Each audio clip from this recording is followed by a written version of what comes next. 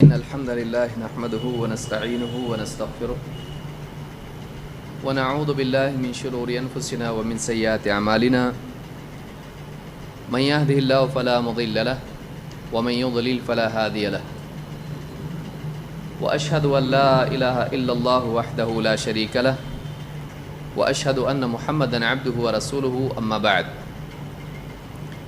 فإن خير الحديث كتاب الله وخير الهدي هدي محمد صلى الله عليه وعلى آله وسلم وشر الأمور محدثاتها وكل محدثة بدعة وكل بدعة ضلالة وكل ضلالة في النار. قال الله تبارك وتعالى والذين يبيتون لربهم سجدا وقياما. میرے محترم دینی بھائیوں، انسان کی قیمت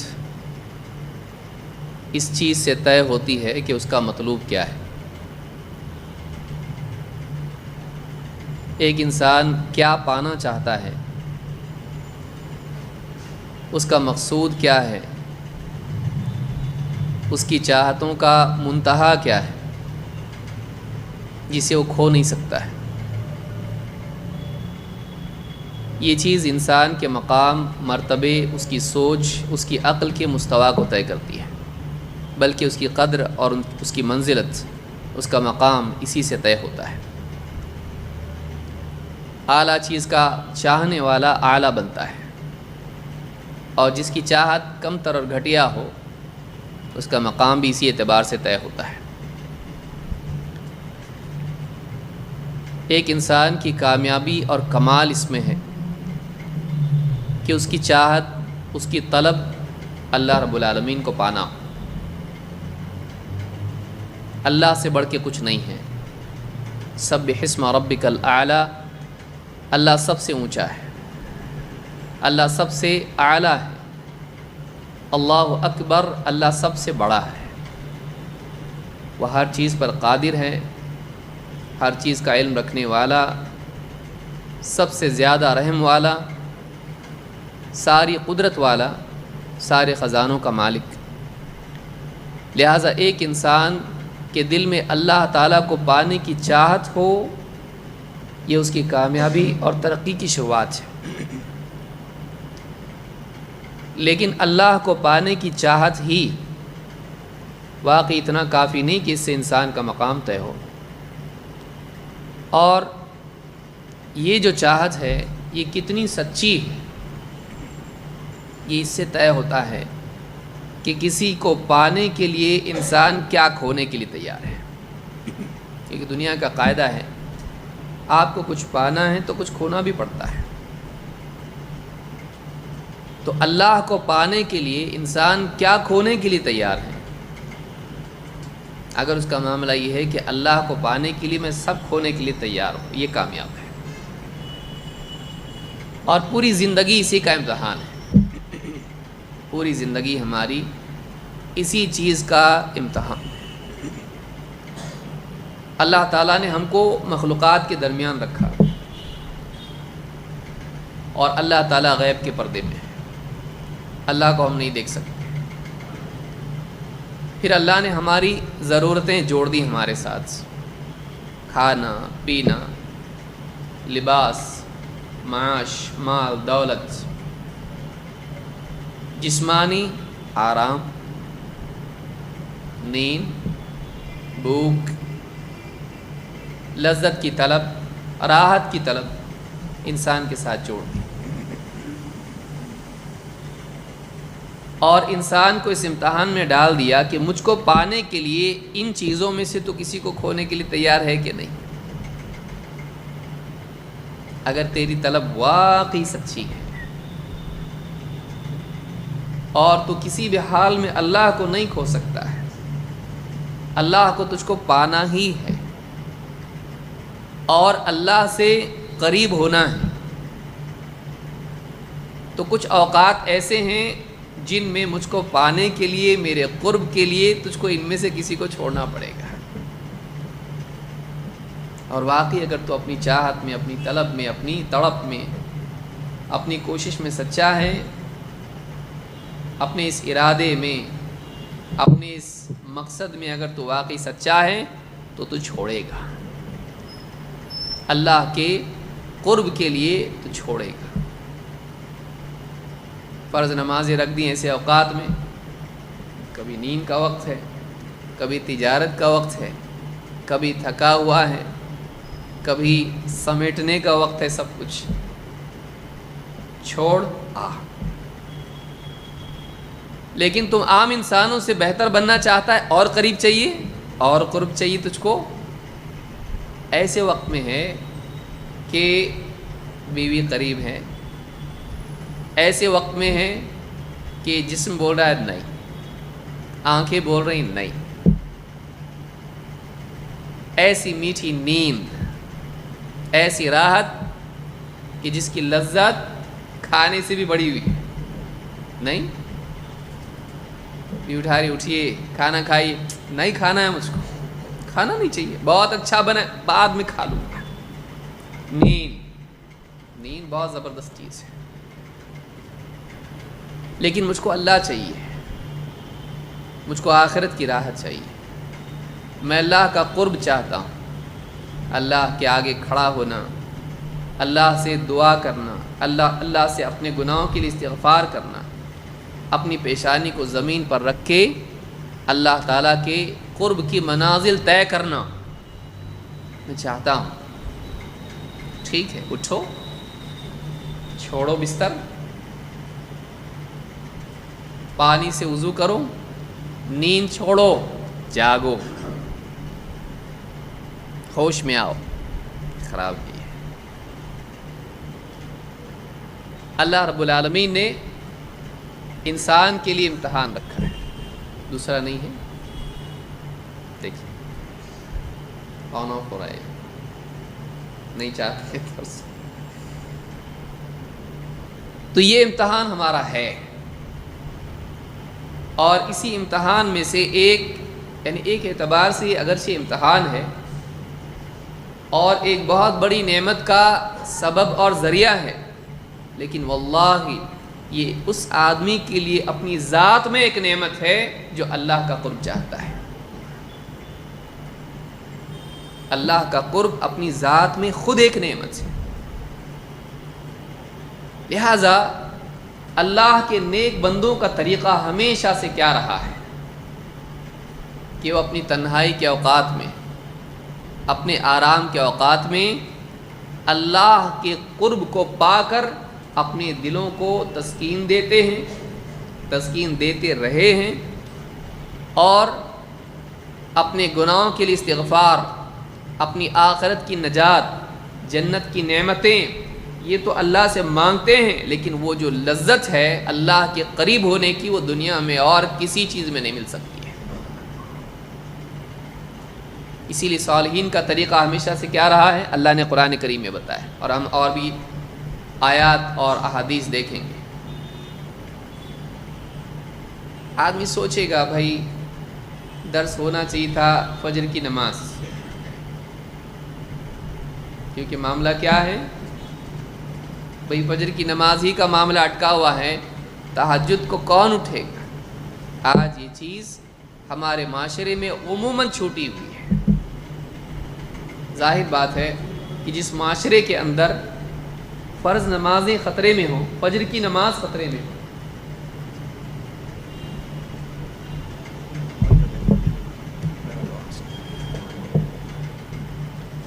جس معاشرے میں چھوڑ ہی دو معذرت، جس معاشرے میں جس معاشرے میں فجر کی نماز ہی خطرے میں ہو، اس میں تہجد کا کیا تصور ہو سکتا ہے؟ لیکن یہ ایسی زبردست چیز ہے کہ اگر ہماری زندگی کا حصہ یہ بن جائے تو دنیا اور آخرت کے کئی مسائل کا حل اس میں ہے۔ اور یہ ایک ایسی سنت ہے جس کو اس دور میں زندہ کرنا بہت ضروری ہے۔ یہ چیز ختم ہوتی چلی جا رہی، بھئی فجر کی نماز ختم ہو رہی تو یہ کیا ہے؟ اس سنت کو زندہ کرنا ضروری ہے۔ بہت زیادہ محنت اس میں نہیں لگتی ہے، لیکن اس میں قربانی ہے۔ اس میں کیا ہے؟ قربانی۔ اللہ کے لیے چھوڑنا۔ ہر آن انسان اس امتحان میں ہے، تو اللہ کے لیے کیا چھوڑ رہا ہے؟ ہجرت کیا ہے؟ چھوڑنا ہے۔ علماء نے کہا ہجرت صرف یہ نہیں کہ مکہ سے مدینہ آدمی گیا، یا حبشہ چلا گیا، یا دارالکفر کو چھوڑ کے آدمی دارالاسلام میں گیا، صرف اتنا نہیں ہے۔ علماء نے کہا، ابن قیم رحمۃ اللہ علیہ فرماتے ہیں ہر آن آدمی ہجرت کرتا ہے، مخلوق سے خالق کی طرف، غفلت سے تذکر اور اللہ کے ذکر کی طرف، اور بدعات سے سنت کی طرف، جہالت سے علم کی طرف، تبدیلی چھوڑنا، ایک حال کو چھوڑ کے دوسرے حال میں جانا، شر کو چھوڑ کے خیر میں جانا، اور کمتر کو چھوڑ کے اعلیٰ کی طرف جانا۔ یہ ہجرت زندگی بھر چلتی رہتی ہے۔ ایمان کی ترقی کی طرف جانا، ایمان کے کمال کی طرف، اعمال کے اضافے کی طرف جانا، شر سے خیر کی طرف جانا، اور خیر سے اس سے بہتر خیر کی طرف جانا زندگی بھر چلتا رہتا ہے۔ مسلمان کو ٹھہرنا نہیں چاہیے، رکنا نہیں چاہیے۔ کیوں؟ رکنا زوال کی شروعات ہے۔ رکنا کیا ہے؟ بس کا مطلب نیچے آؤ، یہ زوال کی شروعات ہے۔ آدمی ہر آن اگلے مرحلے کی طرف چلتا رہے، دوڑتا رہے، جتنی طاقت اللہ نے اس کو دی، جتنی استطاعت اس میں ہے۔ لہٰذا اللہ کے لیے اپنی نیند چھوڑنا، اپنے آرام کو چھوڑنا، اور پھر رات کی تنہائی میں اللہ کے آگے قیام کرنا اور اللہ سے مناجات کرنا، اللہ سے دعا کرنا، یہ واقعی وہی آدمی کر سکتا ہے جو اللہ تعالیٰ کے لیے اپنی چاہت اور اپنی راحت چھوڑنے کے لیے تیار ہو۔ میری چاہت ہے نیند آئے، مزہ آ رہا بہت، تھکا ہوا ہوں، راحت مل رہی ہے مجھ کو، نہیں۔ اور خصوصاً سردی کا موسم ہے، بھئی نیند نہیں آ رہی، تہجد پڑھیں گے تو ٹھیک ہے، نیند آ رہی ہے زبردست، اور تھکا ہوا بھی ہوں، لیکن میری تھکن دور ہو جائے گی اگر میں اللہ کے قرب کی کچھ ساعات، کچھ لمحات مجھ کو مل جائے۔ یہ بہت بڑی چیز ہے، یہ اللہ کی محبت کے پانے کا ذریعہ بھی ہے، اور یہ دل میں اللہ کی محبت کے واقعی سچا ہونے کی ایک دلیل بھی ہے۔ اللہ تعالیٰ ہم سب کو اس کی توفیق عطا فرمائے۔ اللہ تعالیٰ نے اپنے بندوں کے بارے میں فرمایا، والذین یبیتون لربہم سجدا وقیاما۔ اللہ کے وہ بندے ایسے ہیں کہ اپنے رب کی خاطر وہ رات کے لمحات گزارتے ہیں سجدوں میں، قیام میں، سجدوں میں اور قیام میں۔ سجدے کو پہلے ذکر کیا، قیام کو بعد میں۔ کیوں؟ اصل سجدہ ہے۔ اصل کیا ہے؟ قرب کے لمحات کیا ہیں؟ سجدے میں، جیسا کہ آگے آئے گا۔ اللہ سے سب سے زیادہ قریب بندہ کب ہوتا ہے؟ سجدے۔ اس کی چاہت ہے کہ کسی طرح سے اللہ سے قریب ہو جاؤ۔ گھر کے لوگ سوئے ہوئے ہیں، پڑوسی سوئے ہوئے ہیں، دنیا سوئی ہوئی ہے، یہ اٹھا، بستر چھوڑا، لحاف سے نکلا باہر، کسی کو نہیں جگایا۔ لربہم، کیا ہے اس میں؟ والذین یبیتون لربہم، وہ اپنے رب کے لیے اٹھتے ہیں، رات گزارتے ہیں۔ باتا کا مطلب ہوتا ہے رات کے کچھ اوقات گزارنا اپنے رب کے لیے، لوگوں کے لیے نہیں، دکھاوے کے لیے نہیں کہ سال میں ایک بار اٹھیں اگر تہجد کے لیے تو پورے بستی کو جگا دیں، کسی کو معلوم نہیں۔ بعض سلف کا حال یہ تھا کہ بیوی کے پاس لیٹ جاتے، انشاءاللہ وہ بھی ہم مستقل کسی درس میں دیکھیں گے، ہمارے سلف اور تہجد۔ یہ بہت اچھا عنوان ہے، اس کو اس نیت سے ہم سنیں کہ ٹھیک ہے ہم کوشش کریں گے اپنی زندگی میں اس کو لانے کی۔ یہ ایک ایسی چیز، اس کی فضیلت آپ سنیں گے تو آپ کو سمجھ میں آئے گا واقعی کیا چیز ہم کھو رہے ہیں۔ بعض سلف کا حال یہ تھا کہ جیسے ماں اپنے بچے کے پاس چپکے سے لیٹ جاتی ہے. رو رہا ہے بچہ، ماں کے بغیر سوئے گا نہیں. چپکے سے اس کے پاس لیٹ جاتی ہے، تھوڑی دیر لیٹتی دیکھتی ہے اس کی نیند ہوگی تو چپکے سے اپنا ہاتھ ہٹاتی ہے، اپنا دوپٹہ جو بھی اس کے کپڑے ہٹا کے ایک دم اس کو جاگنے نہیں دیتی اور ہٹ جاتی ہے اور کام کاج میں لگتی ہے.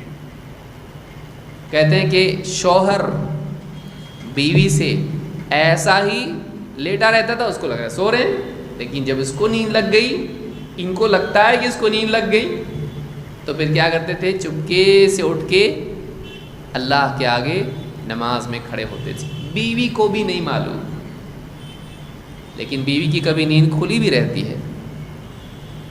دیکھ لیا، اچھا ایسا کرتے ہیں نماز کی. اخلاص کی حد ہے یہ. والذین یبیتون لربہم سجدا وقیاما، وہ اپنی رات کے اوقات گزارتے ہیں اپنے رب کی خاطر سجدوں میں اور قیام میں. سجدہ کیا ہے؟ اپنے آپ کو اللہ کے آگے جھکانا. قیام کیا ہے؟ اللہ کے آگے جواب دہی کے احساس سے بندہ بن کے کھڑے ہونا. یہ زندگی میں ان کی جھکاؤ. ہم اللہ کے بندے ہیں، ہمارا ایک مالک ہے جو عرش پر ہے، وہ ہمارا محاسبہ کرے گا قیامت کے دن. اور وہ مالک ہے لیکن وہ رحیم بھی ہے، بڑا رحم والا ہے. ہمارے سارے مسائل وہی تو حل کرتا ہے. جو بھی ہمارے پاس ہے اس نے دیا ہے، کیا نہیں دیا اس نے. یہ شکر کی کیفیات اور محاسبے کا خوف، یہ دونوں چیزیں جمع ہوتی ہیں. اس سے امید اور خوف دونوں جمع ہو کے بندہ اس کے اللہ اکبر کھڑا ہوتا ہے. قیام میں، رکوع میں، سجود میں. یہ جو گھڑیاں ہیں یہ زندگی کے سب سے قیمتی لمحات ہیں جس میں بندے اور رب کے درمیان کوئی نہیں ہے. نہ کوئی ان کو دیکھنے والا ہے، نہ کوئی ڈسٹرب کرنے والا ہے، نہ کچھ ہے. کچھ وقت اس کا ایسا ہونا چاہیے کہ اس کے اور اللہ کے علاوہ اس کو کوئی بندہ جانتا نہ ہو. کچھ لمحات ایسے ہونے چاہیے. اور رجل ذکر اللہ خالیا ففاضت عیناہ. عرش کے سائے میں جو لوگ ہوں گے کون ہوگا اس میں؟ ایک وہ بھی ہوگا کہ وہ شخص جو اکیلے میں اللہ کو یاد کرے اور اس کی آنکھوں سے آنسو نکل آئے. ہیں ایسے لمحات ہمارے، بہت خوش قسمت ہے. اللہ کے شکر سے آنکھیں نم ہو جائیں. اللہ کیا نہیں دیا تو نے، میں نے کچھ بھی نہیں کیا، بغیر کوشش کے دے دیا اور میں نے حق ادا نہیں کیا اس کا. بہت غلطیاں کی، اللہ میں گناہ گار ہوں، معاف کر دے. اللہ محبت کے ساتھ، خوف کے ساتھ، شرمندگی کے ساتھ اللہ کی طرف قلب اپنے ظاہر و باطن سے متوجہ ہونا اور اللہ سے مانگنا اور اپنی کوتاہیوں پر شرمندہ ہو کر اس کی آنکھوں سے آنسو نکلنا. یہ عرش کے سائے میں ہوگا. بتائیے جب یہ حالت نماز میں ہو تو عام حالات میں بھی تو ہو سکتا ہے، یہ بستر پہ لیٹے لیٹے بھی ہو سکتا ہے، لیکن یہی کیفیت جو اتنی اعلیٰ کیفیت ہے اگر وہ نماز کی حالت میں ہو تو نور علی نور ہے. تو اللہ کے نیک بندے کون ہیں؟ جو رات میں قیام کرتے ہیں. رات کے اعتبار سے 3 قسم کے لوگ ہوتے ہیں. سلمان الفارسی رضی اللہ تعالیٰ عنہ فرماتے ہیں حافظوا علی هذه الصلوات الخمس، ان 5 نمازوں کی حفاظت کرو، ان 5 نمازوں کی حفاظت کرو. فَإِنَّهُنَّ كَفَّارَاتٌ لِهَذِهِ الْجَرَاحَاتِ مَا لَمْ تُصَبْ الْمَقْتَلَةِ. اس لیے کہ 5 نمازیں یہ آدمی کی چھوٹی چھوٹی غلطیاں، جراحات، ان کے لیے کفارہ ہیں، ان کو مٹا دیتی ہیں یہ نمازیں. ہاں مگر یہ کہ جب تک ایک آدمی المقتلہ یعنی ہلاک کرنے والے گناہوں کا ارتکاب نہ کرے. کبیرہ، چھوٹے گناہوں کے لیے کفارہ ہیں جب تک کہ بڑا گناہ آدمی نہ کرے. فَإِذَا صَلَّى النَّاسُ الْعِشَاءَ، جب لوگ عشاء پڑھ لیتے ہیں صَدَرُوا عَلَى 3 منازل، تو 3 قسم کے لوگوں میں تقسیم ہو جاتے ہیں. جیسی رات ہوتی ہے، عشاء کی نماز ہو گئی، اب لوگ 3 کیٹیگریز میں تقسیم ہو جاتے ہیں. منہم من علیہ ولا لہ، بعض وہ لوگ ہیں کہ رات ان کے اوپر وبال بن جاتی ہے، اس رات کا ان کو فائدہ نہیں ہوتا بلکہ نقصان ہوتا ہے. یہ رات ان کے لیے پکڑ کا ذریعہ بنتی ہے۔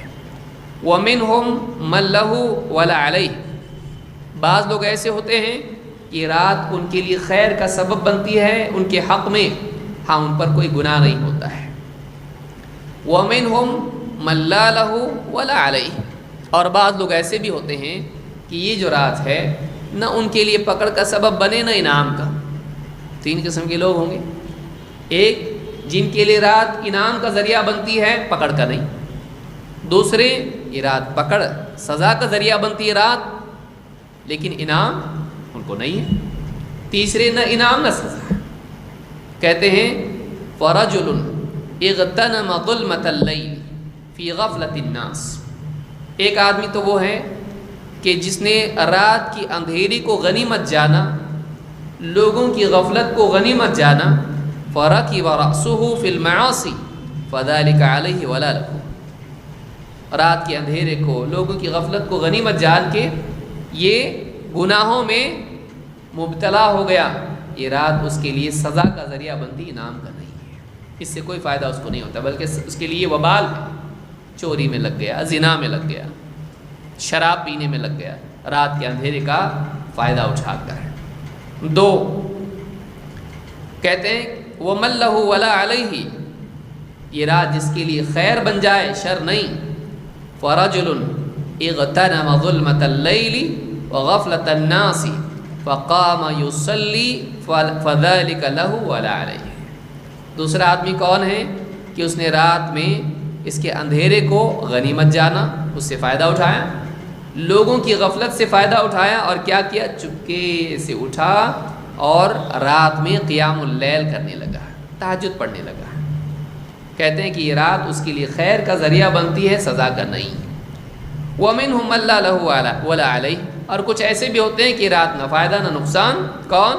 فَرَجُلٌ صَلَّى ثُمَّ نَامَ فَذَلِكَ لَا لَهُ وَلَا عَلَيْهِ، نماز پڑھ لی، جو سویا تو سیدھا فجر میں اٹھا، یہ رات نہ اس کے لیے فائدہ، اس نے کچھ کمایا نہیں اس میں، اور اس آدمی نے کوئی عمل نہیں کیا اس رات میں، اس وقت کا فائدہ نہیں اٹھایا، اور نہ اس میں کوئی گناہ کیا، تو یہ نہ اس کے اوپر وبال ہے نہ اس کے لیے انعام ہے۔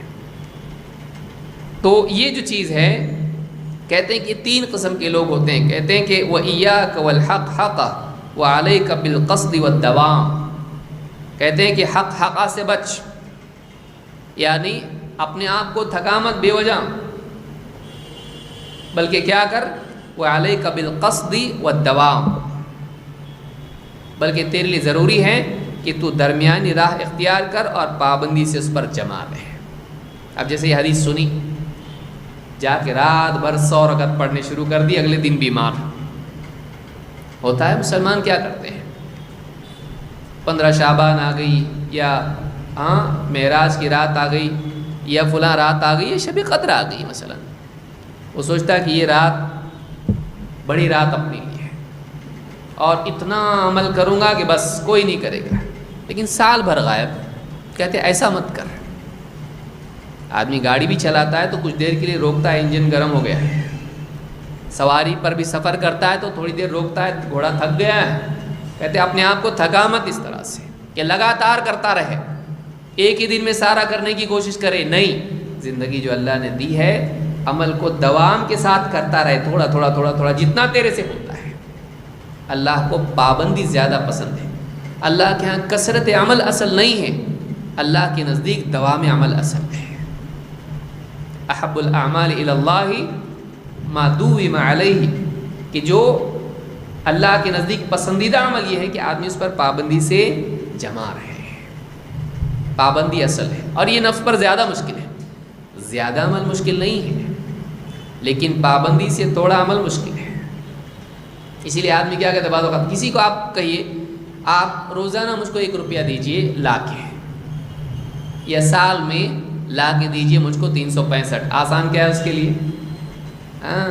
بھائی سال میں 1 بار میں دے سکتا ہوں، یہ روزہ آ کے دینا بہت مشکل کام ہے۔ پابندی مشکل ہے، پابندی مشکل ہے، آدمی پابندی نہیں کر پاتا ہے، لگاتار عمل آدمی کے لیے مشکل ہے۔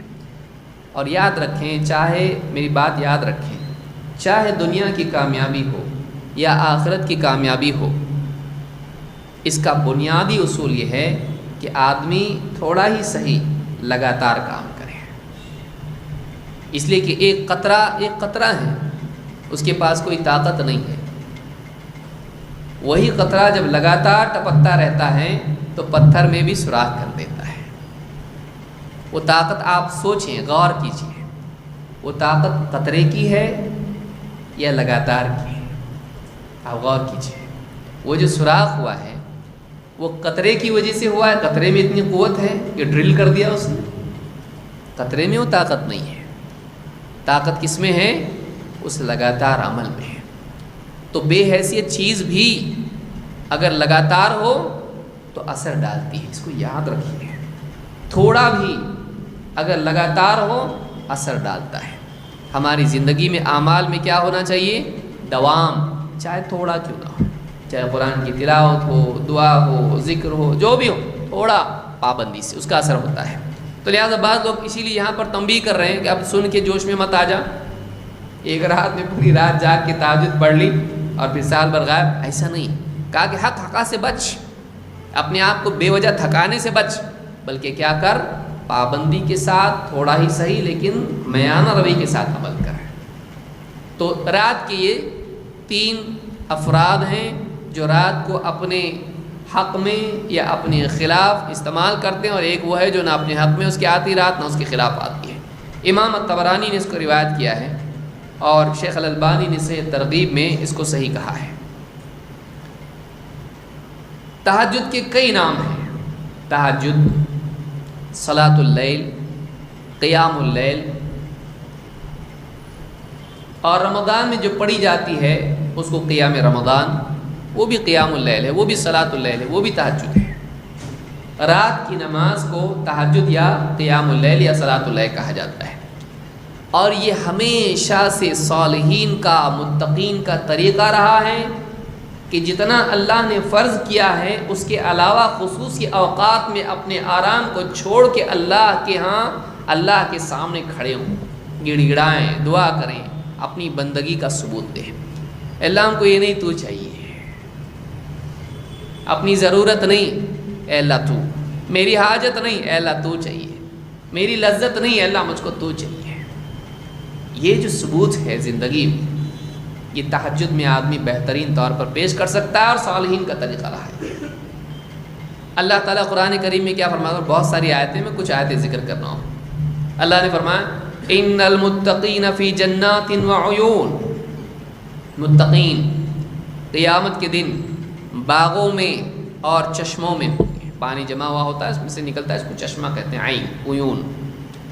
آخذین ما آتاہم ربہم، وہ باغوں میں، چشموں میں وہ چیزیں، وہ نعمتیں لوٹ رہے ہوں گے جو اللہ ان کو دے گا، وہ لیں گے جو اللہ دے گا، اللہ کی عطاؤں کو اخذ کر رہے ہوں گے۔ لیکن ان کا حال کیا ہے؟ وہ فیوچر ہے، پریزنٹ میں آؤ، وہ فیوچر ہے۔ حال کیا ہے ان کا؟ وہ مآل ہے، وہ انجام ہے، کام کیا ہے؟ کیا کہا؟ انہم کانوا قبل ذلک محسنین، اس سے پہلے کی زندگی میں ان کا حال یہ تھا کہ بڑے نیکی کرنے والے تھے۔ محسن، اچھے سے عمل کرنے والا، نیک عمل کرنے والا، نیک عمل کو بہترین طور پر کرنے والا، محسن، احسن، حسن سے ہے، بخوبی کسی کام کو انجام دینے والا۔ انہم کانوا قبل ذلک محسنین کانوا قلیلا من اللیل ما یہجعون، یہ رات میں بہت کم حصہ سویا کرتے تھے۔ یہجعون، ہجع، رات میں سونا، آرام کرنا۔ کانوا قلیلا من اللیل ما یہجعون وبالاسحار ہم یستغفرون، اور صبح سویرے کا وقت جن کا ہوتا تھا، فجر سے قبل کا، اسحار، سحر، اللہ سے کیا کرتے تھے؟ استغفار۔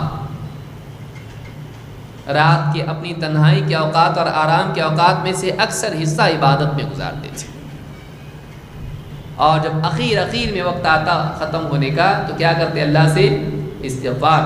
یہ ان کی کمال عبودیت کا نتیجہ تھا۔ وہ رات بھر عبادت کر کے فخر نہیں کرتے تھے، اللہ میں نے بہت زبردست کام کیا تھا، اللہ اس سے زیادہ کرنا چاہیے، تو نے کیا کچھ نہیں دیا ہم کو، تو نے دین دیا ہم کو، جنت کا راستہ تو نے بتایا، اللہ تیری عبادت ہم نہیں کر پائے جیسی کرنی چاہیے تھی، اور جو کیا اس میں بھی کمی ہے، اور اللہ دن بھر میں ہم سے کتنے گناہ ہوتے ہیں، کتنی کوتاہیاں ہوتی ہیں، غفلتیں ہم سے ہوتی ہیں، اللہ معاف کرتے ہیں۔ ایک آدمی جب اللہ کو پہچانتا ہے، اللہ کے کمال کا احساس اس کو ہوتا ہے، تو اپنے عیوب کا بھی اس کو احساس ہوتا ہے۔ کسی کا کمال جب آدمی دیکھتا ہے تو اپنے عیوب کا بہت زیادہ احساس ہوتا نہیں ہوتا؟ کسی کے اچھے کپڑے دیکھ کے اپنے کپڑے آپ دیکھتے نہیں دیکھتے؟ ہاں، کسی کا بہترین موبائل دیکھتی آپ کا موبائل آپ کے ذہن میں آیا، میرے پاس ویسا نہیں ہے، ٹوٹا پھوٹا ہے۔ کمال دیکھتے ہی اپنے نقص کا احساس ہوتا ہے۔ وہ رب العالمین اس کے کمالات کی جب واقعی صحیح معرفت انسان کو ہوتی ہے تو اللہ کے مقابلے میں اپنی حیثیت کا احساس ہوتا ہے، کیا ہے تو؟ کچھ بھی نہیں ہے تو،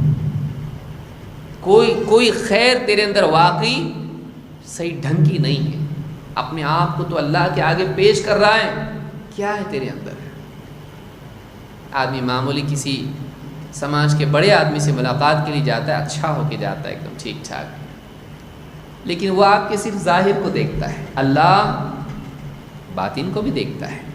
آدمی کو احساس جب ہوتا ہے کہ اللہ ظاہر و باطن دونوں کو دیکھتا ہے، سوچتا ہے میرا اندر کتنا فالٹی ہے، میرا باطن کتنا معیوب ہے، معیوب سے بھرا ہوا ہوں، اور میں اللہ کے سامنے کھڑا ہوں۔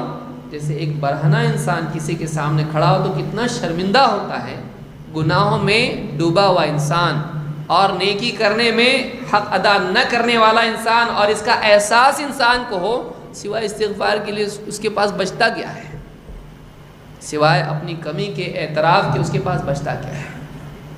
اللہ سب کچھ کر کے بھی میں صحیح ڈھنگ سے نہیں کر رہا ہوں، اللہ غلطی ہو گئی، آئندہ صحیح کرنے کی کوشش کروں گا۔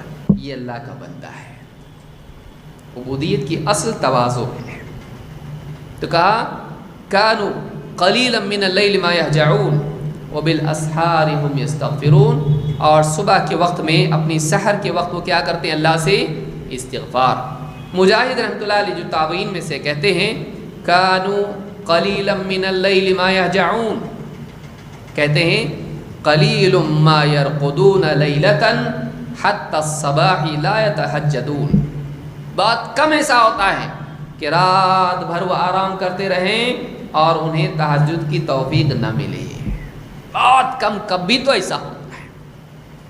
ایسا نہیں ہوتا ہے کہ رات بھر آرام کرتے رہیں اور تھوڑی بھی عبادت رات کے حصے میں نہ کریں، نہیں۔ کانوا قلیلا من اللیل ما یہجعون، تو یہ امام مجاہد کا قول ہے جو ابن عباس کے شاگرد ہیں۔ ابن عمر رضی اللہ تعالیٰ صحابی ہیں، کیا کہتے ہیں؟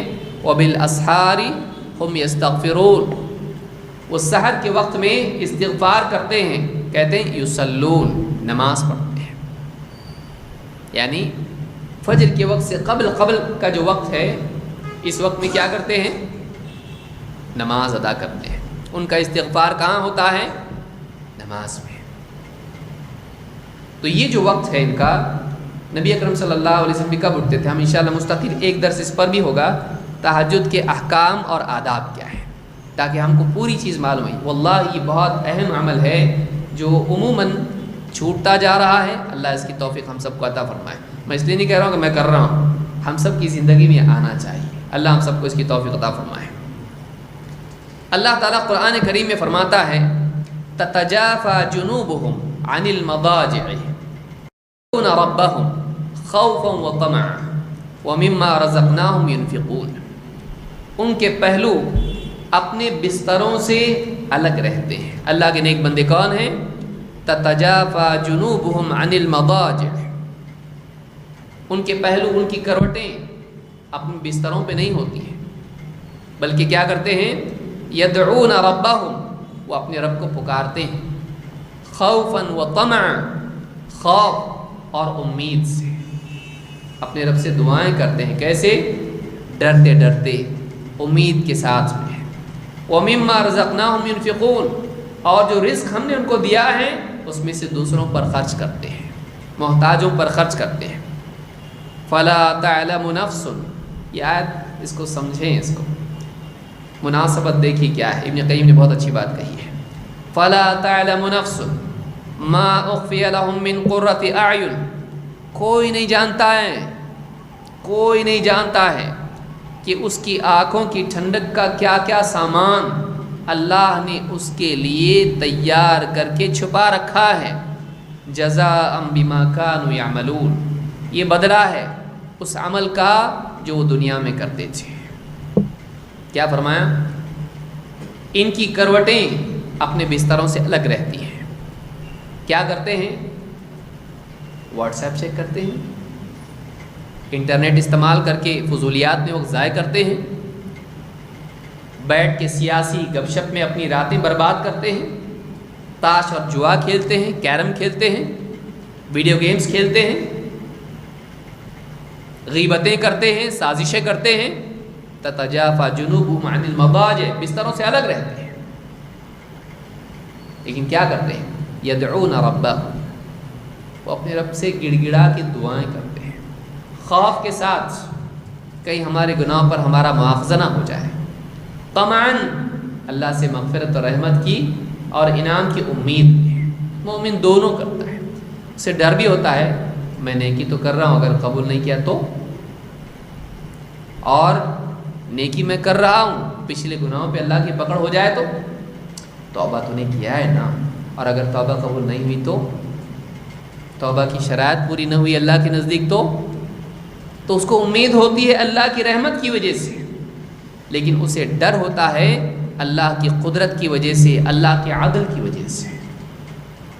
اللہ کے پیمانے کے اعتبار سے جب اپنے آپ کو تولتا ہے تو اپنے آپ کو اس لائق نہیں سمجھتا ہے کہ واقعی اللہ اس کے اعمال کو قبول کرے.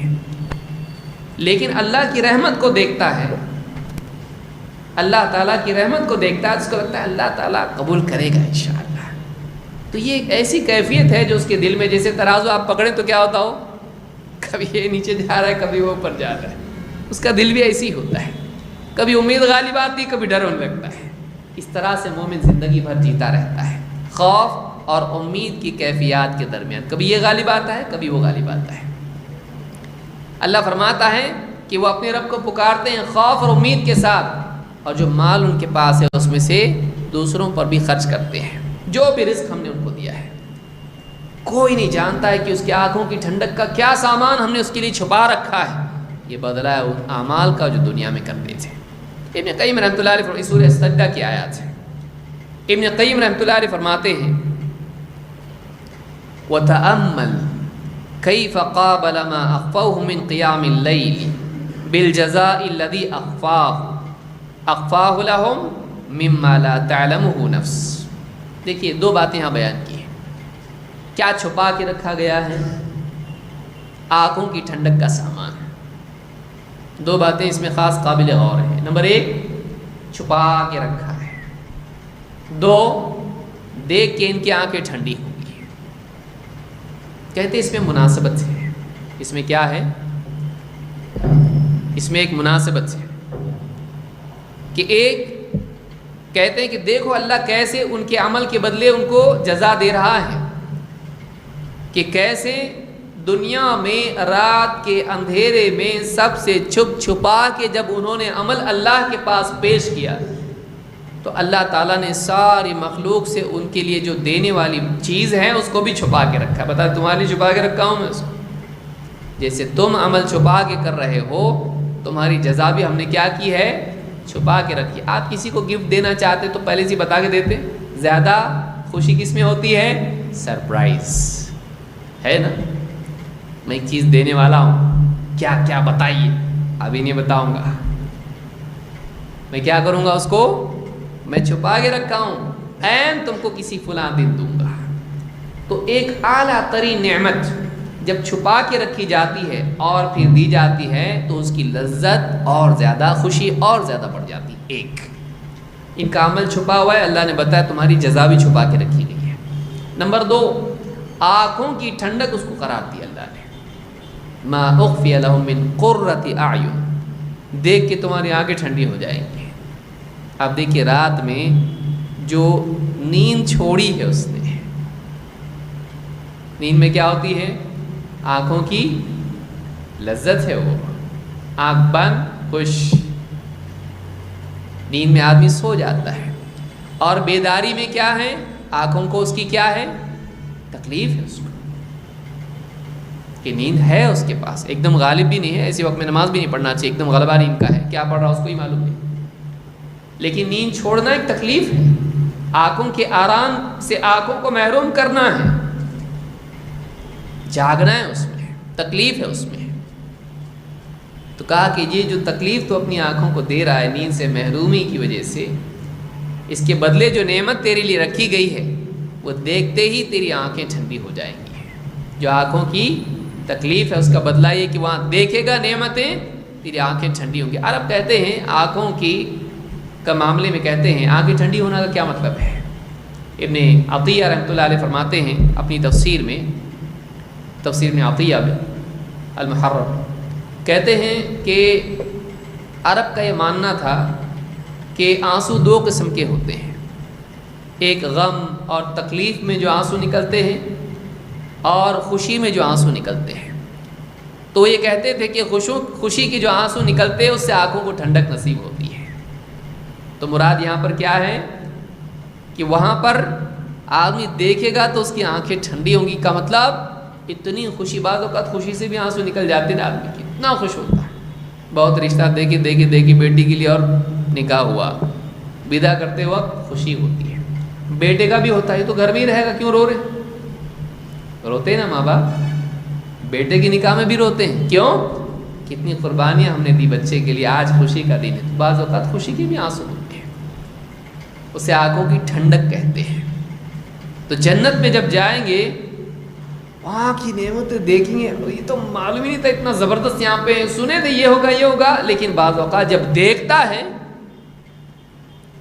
سنی ہوئی چیز کا اس کا اپنا جو تصور تھا اس سے کئی گنا زیادہ بہتر ہوتا ہے۔ جیسے کسی سے کہا جائے ایک گھر تیرے لیے بنا کے دے رہا ہوں میں، بادشاہ اس سے کہے ٹھیک ہے، گھر، اس کے دماغ میں کیا آ رہا ہے؟ میرا گھر دے گا اور کیا ہے، لیکن جب اس نے جا کے دیکھا گھر کو تو بادشاہ نے اس کی اوقات کے اعتبار سے نہیں، اپنی شان کے اعتبار سے گھر دیا ہے، اس کے وہم و گمان میں بھی نہیں تھا کہ ایسا گھر مجھ کو بادشاہ دے گا، اتنا زبردست۔ وہاں جا کے اس کی آنکھ ایک دم ٹھنڈے، آنکھوں سے آنسو نکل جائے اس کے، تو ایسی زبردست نعمت ان کے لیے تیار کر کے اللہ تعالیٰ نے رکھی، کس کے لیے؟ تتجافى جنوبهم عن المضاجع يدعون ربهم خوفا وطمعا ومما رزقناهم ينفقون۔ انسان کی زندگی کے دو پہلو ہیں، ایک اللہ کے تئیں اس کی ذمہ داری، ایک بندوں کے تعلق سے اس کی ذمہ داری ہے، ایک عبودیت اور ایک بندوں کی نصرت۔ اللہ کی عبادت میں اور رات میں کھڑا ہو رہا ہے، اپنے بدن کو تھکا رہا ہے، اپنی نیند، اپنی راحت، اپنی چین سکون کو چھوڑ کے اللہ کے آگے کھڑا ہو رہا ہے، یہ اللہ کی بندگی ہے، اور دوسرے اپنے مال میں سے مخلوق کی مدد کر رہا ہے، یہ مخلوق کے ساتھ خیر خواہی ہے۔ یہ دونوں پہلو ان میں جمع ہیں، اللہ تعالیٰ ان کو ایسی نعمت دے گا کہ ان کو آخرت میں ان کی آنکھیں ٹھنڈی ہو جائیں گی۔ تو یہ ہادی الارواح میں ابن قیم رحمۃ اللہ علیہ نے یہ بات کہی ہے۔ لہذا تہجد کی نماز نیک لوگوں کی پہچان ہے، ان کا خصوصی وظیفہ ہے۔ جیسے مالدار اچھے کپڑے پہنتا ہے، مہنگی چیزیں خریدتا ہے، نیک آدمی رات میں تہجد پڑھتا ہے، اس کی پہچان ہے، اس کی زندگی کی خاص چیز ہے، اس کی زندگی کی خاص چیز ہے۔ نبی اکرم صلی اللہ علیہ وسلم فرماتے ہیں جعل اللہ علیکم صلاۃ قوم ابرار، اللہ تعالیٰ نے تمہارے لیے ایک نماز رکھی ہے، کس کی نماز ہے وہ؟ قوم ابرار، نیک لوگوں کی نماز ہے وہ۔ اللہ نے تم کو ایک ایسی نماز دی ہے، تم پر ایک ایسی نماز ڈالی ہے جو نیک لوگوں کی نماز ہے۔ صلاۃ قوم ابرار یقومون اللیل ویصومون النہار، وہ بندے جو رات میں قیام کرتے ہیں اور دن میں روزہ رکھتے ہیں۔ لیسوا بأثمۃ ولا فجار، یہ لوگ گناہگار اور فسق و فجور میں مبتلا ہونے والے لوگ نہیں ہیں۔ ماضی میں جتنے نیک لوگ تھے، گناہوں سے بچنے والے، رات میں نماز پڑھنے والے، دن میں روزہ رکھنے والے، ان کا شعار تھا یہ قیام اللیل۔ اللہ نے تم کو بھی یہ نماز پڑھنے کی تلقین کی ہے، پڑھو۔ اس حدیث کو امام عبد ابن حمید نے اپنی مسند میں ذکر کیا اور یہ حدیث صحیح ہے۔ ایک اور روایت ہے، نبی اکرم صلی اللہ علیہ وسلم فرماتے ہیں، دیکھیے کیا فضیلت تہجد کی، علیکم بقیام اللیل، قیام اللیل کرو، اس کا اہتمام کرو، قیام اللیل تہجد پڑھو۔ علیکم بقیام اللیل، قیام اللیل کرو، اس کا اہتمام کرو۔ فإنہ دأب الصالحین قبلکم، اس لیے کہ تم سے پہلے نیک لوگوں کا طریقہ رہا ہے یہ کہ وہ رات میں تہجد کی نماز پڑھتے تھے۔ وَإِنَّ قِيَامَ اللَّيْلِ قُرْبَةٌ إِلَى اللَّهِ، اس لیے کہ قیام اللیل اللہ کے قرب کا ذریعہ ہے۔ اللہ سے نزدیک ہونا چاہتے ہو، قیام اللیل ہے۔ اللہ کا قرب تم کو چاہیے، قیام اللیل ہے۔ آدمی دنیا میں کہتا ہے ذرا دیکھو نا، صاحب سے بیٹھک ہو سکتی کیا اپنی ہے، فلاں بزنس مین ہے، کمشنر ہے، پولیٹیشین ہے، کتنی حرام کاریاں کرتا ہے ان کے قریب ہونے کے لیے، کتنے پاپ کرتا ہے تاکہ ان کے نزدیک چلا جائے، کبھی کبھی تو شراب بھی ان کو بھیجتا ہے تحفے میں، سڑے گلے لوگوں کے قریب ہونا چاہتا ہے، دنیا دار گناہ گار لوگوں کے قریب ہونا چاہتا ہے۔ اللہ رب العالمین تجھ کو اپنا قرب دینے کے لیے تیار ہے، دروازے تیرے لیے بند نہیں ہیں، تو نے اپنے لیے بند کر کے رکھے ہیں۔ اللہ کبھی بند نہیں کرتا اپنا دروازہ کسی کے لیے، کھلا ہے۔ فَفِرُّوا إِلَى اللَّهِ، دوڑو اللہ کی طرف۔ وَسَارِعُوا إِلَى مَغْفِرَةٍ مِّن رَبِّكُمْ وَجَنَّةٍ، دوڑو اپنے رب کی مغفرت کی طرف، جنت کی طرف دوڑو۔ جو اللہ نہیں دینے والا اس کی طرف کوشش کا اللہ حکم دے گا؟ دینا نہیں ہے لیکن دوڑو کرو، اللہ تعالیٰ اسی چیز کا مکلف کرے گا جو عطا نہیں کرنے والا ہے۔ کہا وَإِنَّ قِيَامَ اللَّيْلِ قُرْبَةٌ إِلَى اللَّهِ، قیام اللیل اللہ کے قرب کا ذریعہ ہے، اللہ کے نزدیکی ہے، وہ خود اپنی ذات میں نزدیکی ہے۔ محسوس کرے گا آدمی اللہ کے قریب اپنے آپ کو جب وہ اہتمام کرے گا۔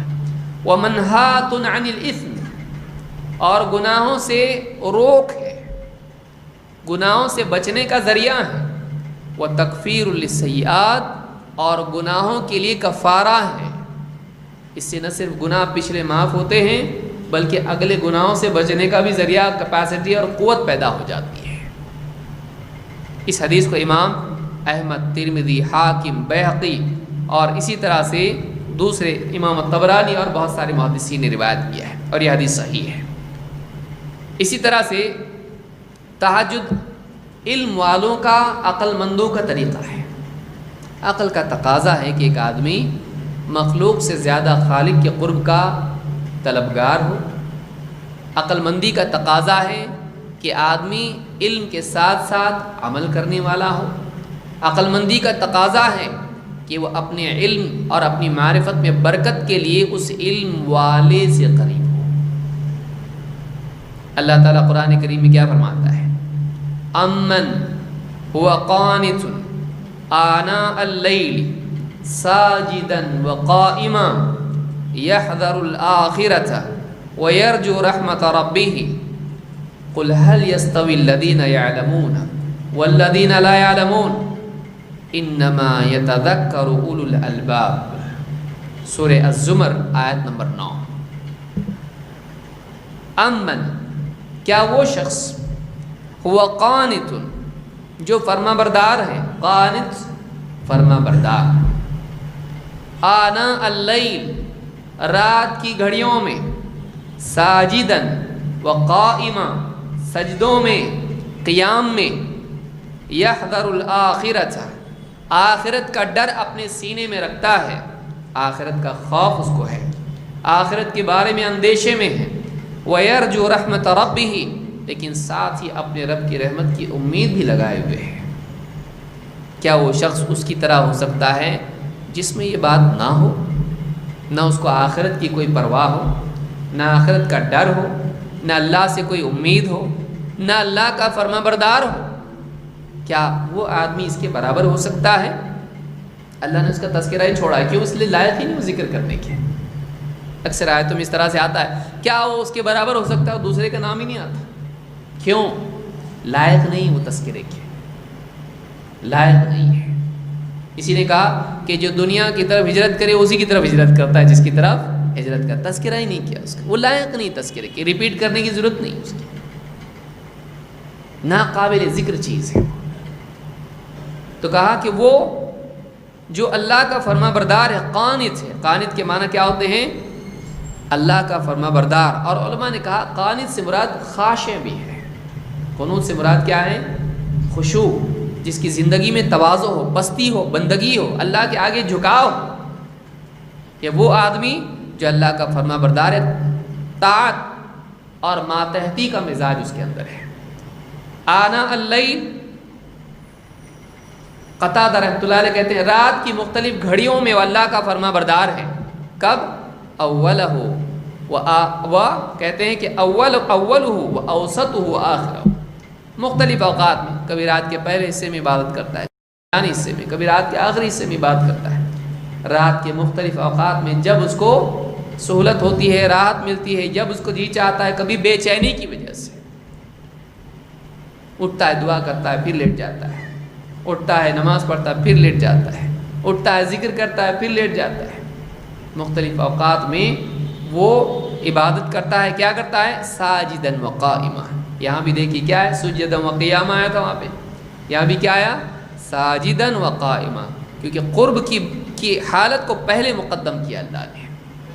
یہاں رغبت کی جگہ یا تعریف کی جگہ ہے، تو قرب کو اللہ نے یہاں پہلے بیان کیا ہے۔ یہاں امید دلا رہا ہے اللہ، اس کو تعریف کر رہا ہے اللہ اس کی، یہاں انعام کا وقت ہے۔ یحذر الآخرۃ ویرجو رحمت ربہ، جو آخرت سے ڈرتا ہے اور اپنے رب کی رحمت کی امید بھی رکھتا ہے، کہ اپنی عبادت میں خوف اور رجا دونوں کے ساتھ عبادت کرتا ہے۔ عبادت کرتا ہے تو عبادت کی قبولیت کی امید بھی ہے اور رد کا ڈر بھی ہے، اپنے گناہوں پر پکڑ کا خوف بھی ہے اور عبادت پر اللہ سے اجر کی امید بھی ہے۔ کیا اس کی طرح ہو سکتا ہے جو یہ نہیں کرتا ہے؟ اور آگے اللہ نے کیا فرمایا ہے؟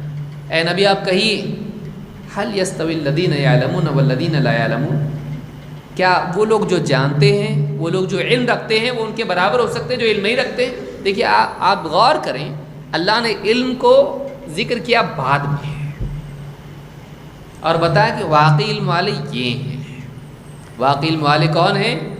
یہ ہیں جن کے دل میں اللہ کا خوف ہے۔ اسی لیے ابن کثیر نے اور دوسرے محدثین نے، علماء نے، مفسرین نے ذکر کیا یہاں پہ، واقعی علم کا تقاضا اللہ کا خوف ہے، کہ ان کی زندگی میں عبادت ہے، ان کی زندگی میں آخرت کی فکر ہے۔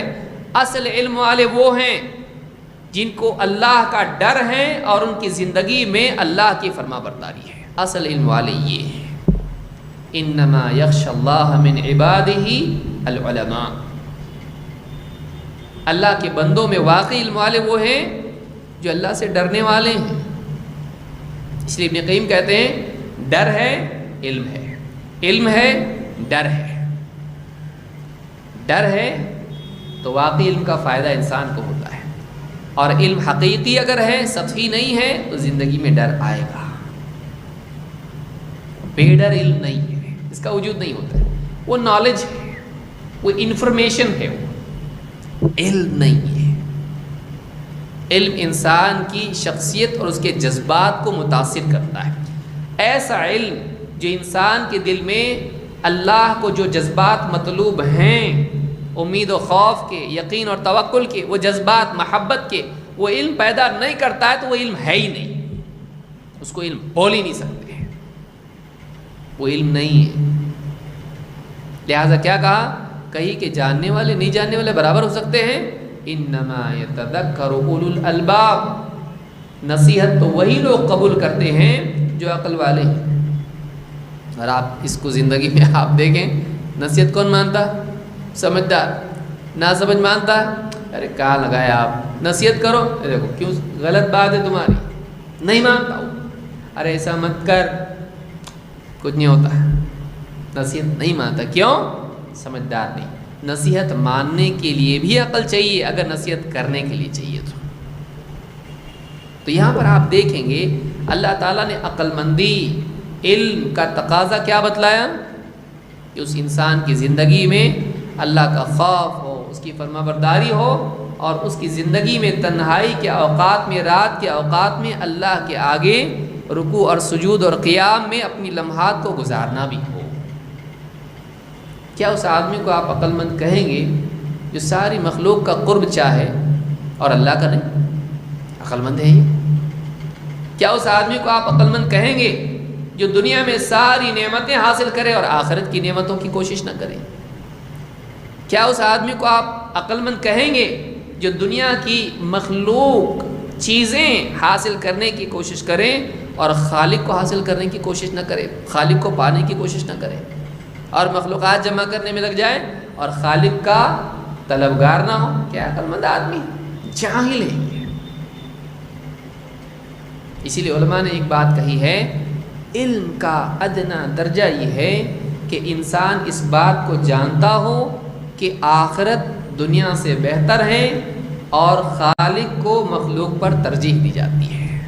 ادنا درجہ اتنا تو سمجھنا چاہیے، عقل کا تقاضا ہی ہے۔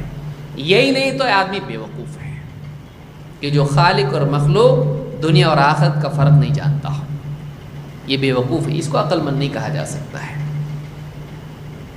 اسی لیے بعض علماء نے یہ بھی کہا ہے کہ اگر کوئی وصیت کر کے جائے کہ سب سے عقل مند کو میری جائیداد میں حصے دار بناؤ، یہ حصہ سب سے عقل مند کو دو، تو اس آدمی کو دیا جائے گا جو دنیا میں زاہد ہو، جو آخرت کو دنیا پر ترجیح دیتا ہو، اس کو دیا جائے گا۔ جو دنیا نے بھائی آخرت کے لیے کوشش کرو، اس کو دیا جائے گا۔ بعض علماء نے یہ بھی بات کہی ہے۔ کیوں؟ سب سے عقل مند وہ ہے جو آخرت کو دنیا پر ترجیح دے۔ بہت بڑی بات ہے، اس میں اقوال بہت سارے علماء کے میں ذکر نہیں کر رہا ہوں، اصل بات آیت سے ہم نے دیکھی۔ نمبر 4، قیام اللیل جہاں علم والوں کی علامت ہے، وہیں علم کی خصوصاً قرآن کا علم جو اصل العلوم ہے اس کی حفاظت کا ذریعہ بھی ہے۔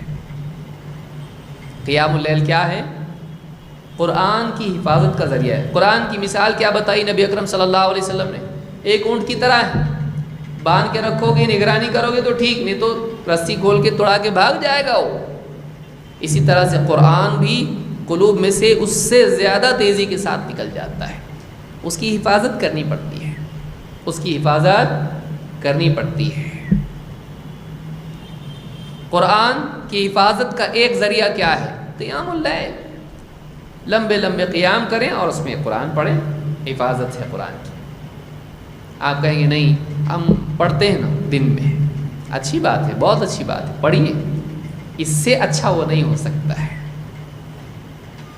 اللہ کے قرب کی حالت میں قرآن پڑھ رہا ہے، اللہ اس کے علم میں بقا پیدا کرے گا، وہ حالت الگ ہے، یہ حالت الگ ہے، وہ تنہائی کی حالت ہے، اس میں ان ناشئۃ اللیل ہی اشد وطئا واقوم قیلا، رات کا اٹھنا نفس کو کچلنے میں زیادہ مددگار ہے، اور بات بھی اس میں بہت ہی پختہ نکلتی ہے، قرأت ایک دم صاف، ایک دم دھیان آدمی کا اس میں ہوتا ہے۔ لہذا جس تلاوت میں غور و فکر بھی شامل ہو جائے، وہ غور و فکر آدمی کی حفظ کو پختہ کرتا ہے۔ جس کو آیتیں سمجھتی ہے اس کو جلدی یاد ہوتی ہے، تو آدمی جب دھیان سے پڑھتا ہے تو اس کا قول بھی صحیح نکلتا ہے، وہ اس کی اس یادداشت کو، اس کی قیام کو پختہ کرتا ہے، اس کی حفظ کو پختہ کرتا ہے۔ کون کہہ رہا ہے؟ اللہ کے نبی صلی اللہ علیہ وسلم۔ صحیح مسلم کی حدیث ہے، آپ نے فرمایا وَإِذَا قَامَ صَاحِبُ الْقُرْآنِ، جب قرآن والا، صاحب قرآن کا حفظ کرنے والا، چاہے پورا ہو یا کثرت سے اس میں انہماک اس کا ہو، خصوصی اہتمام قرآن کے حفظ کا اس کا ہو۔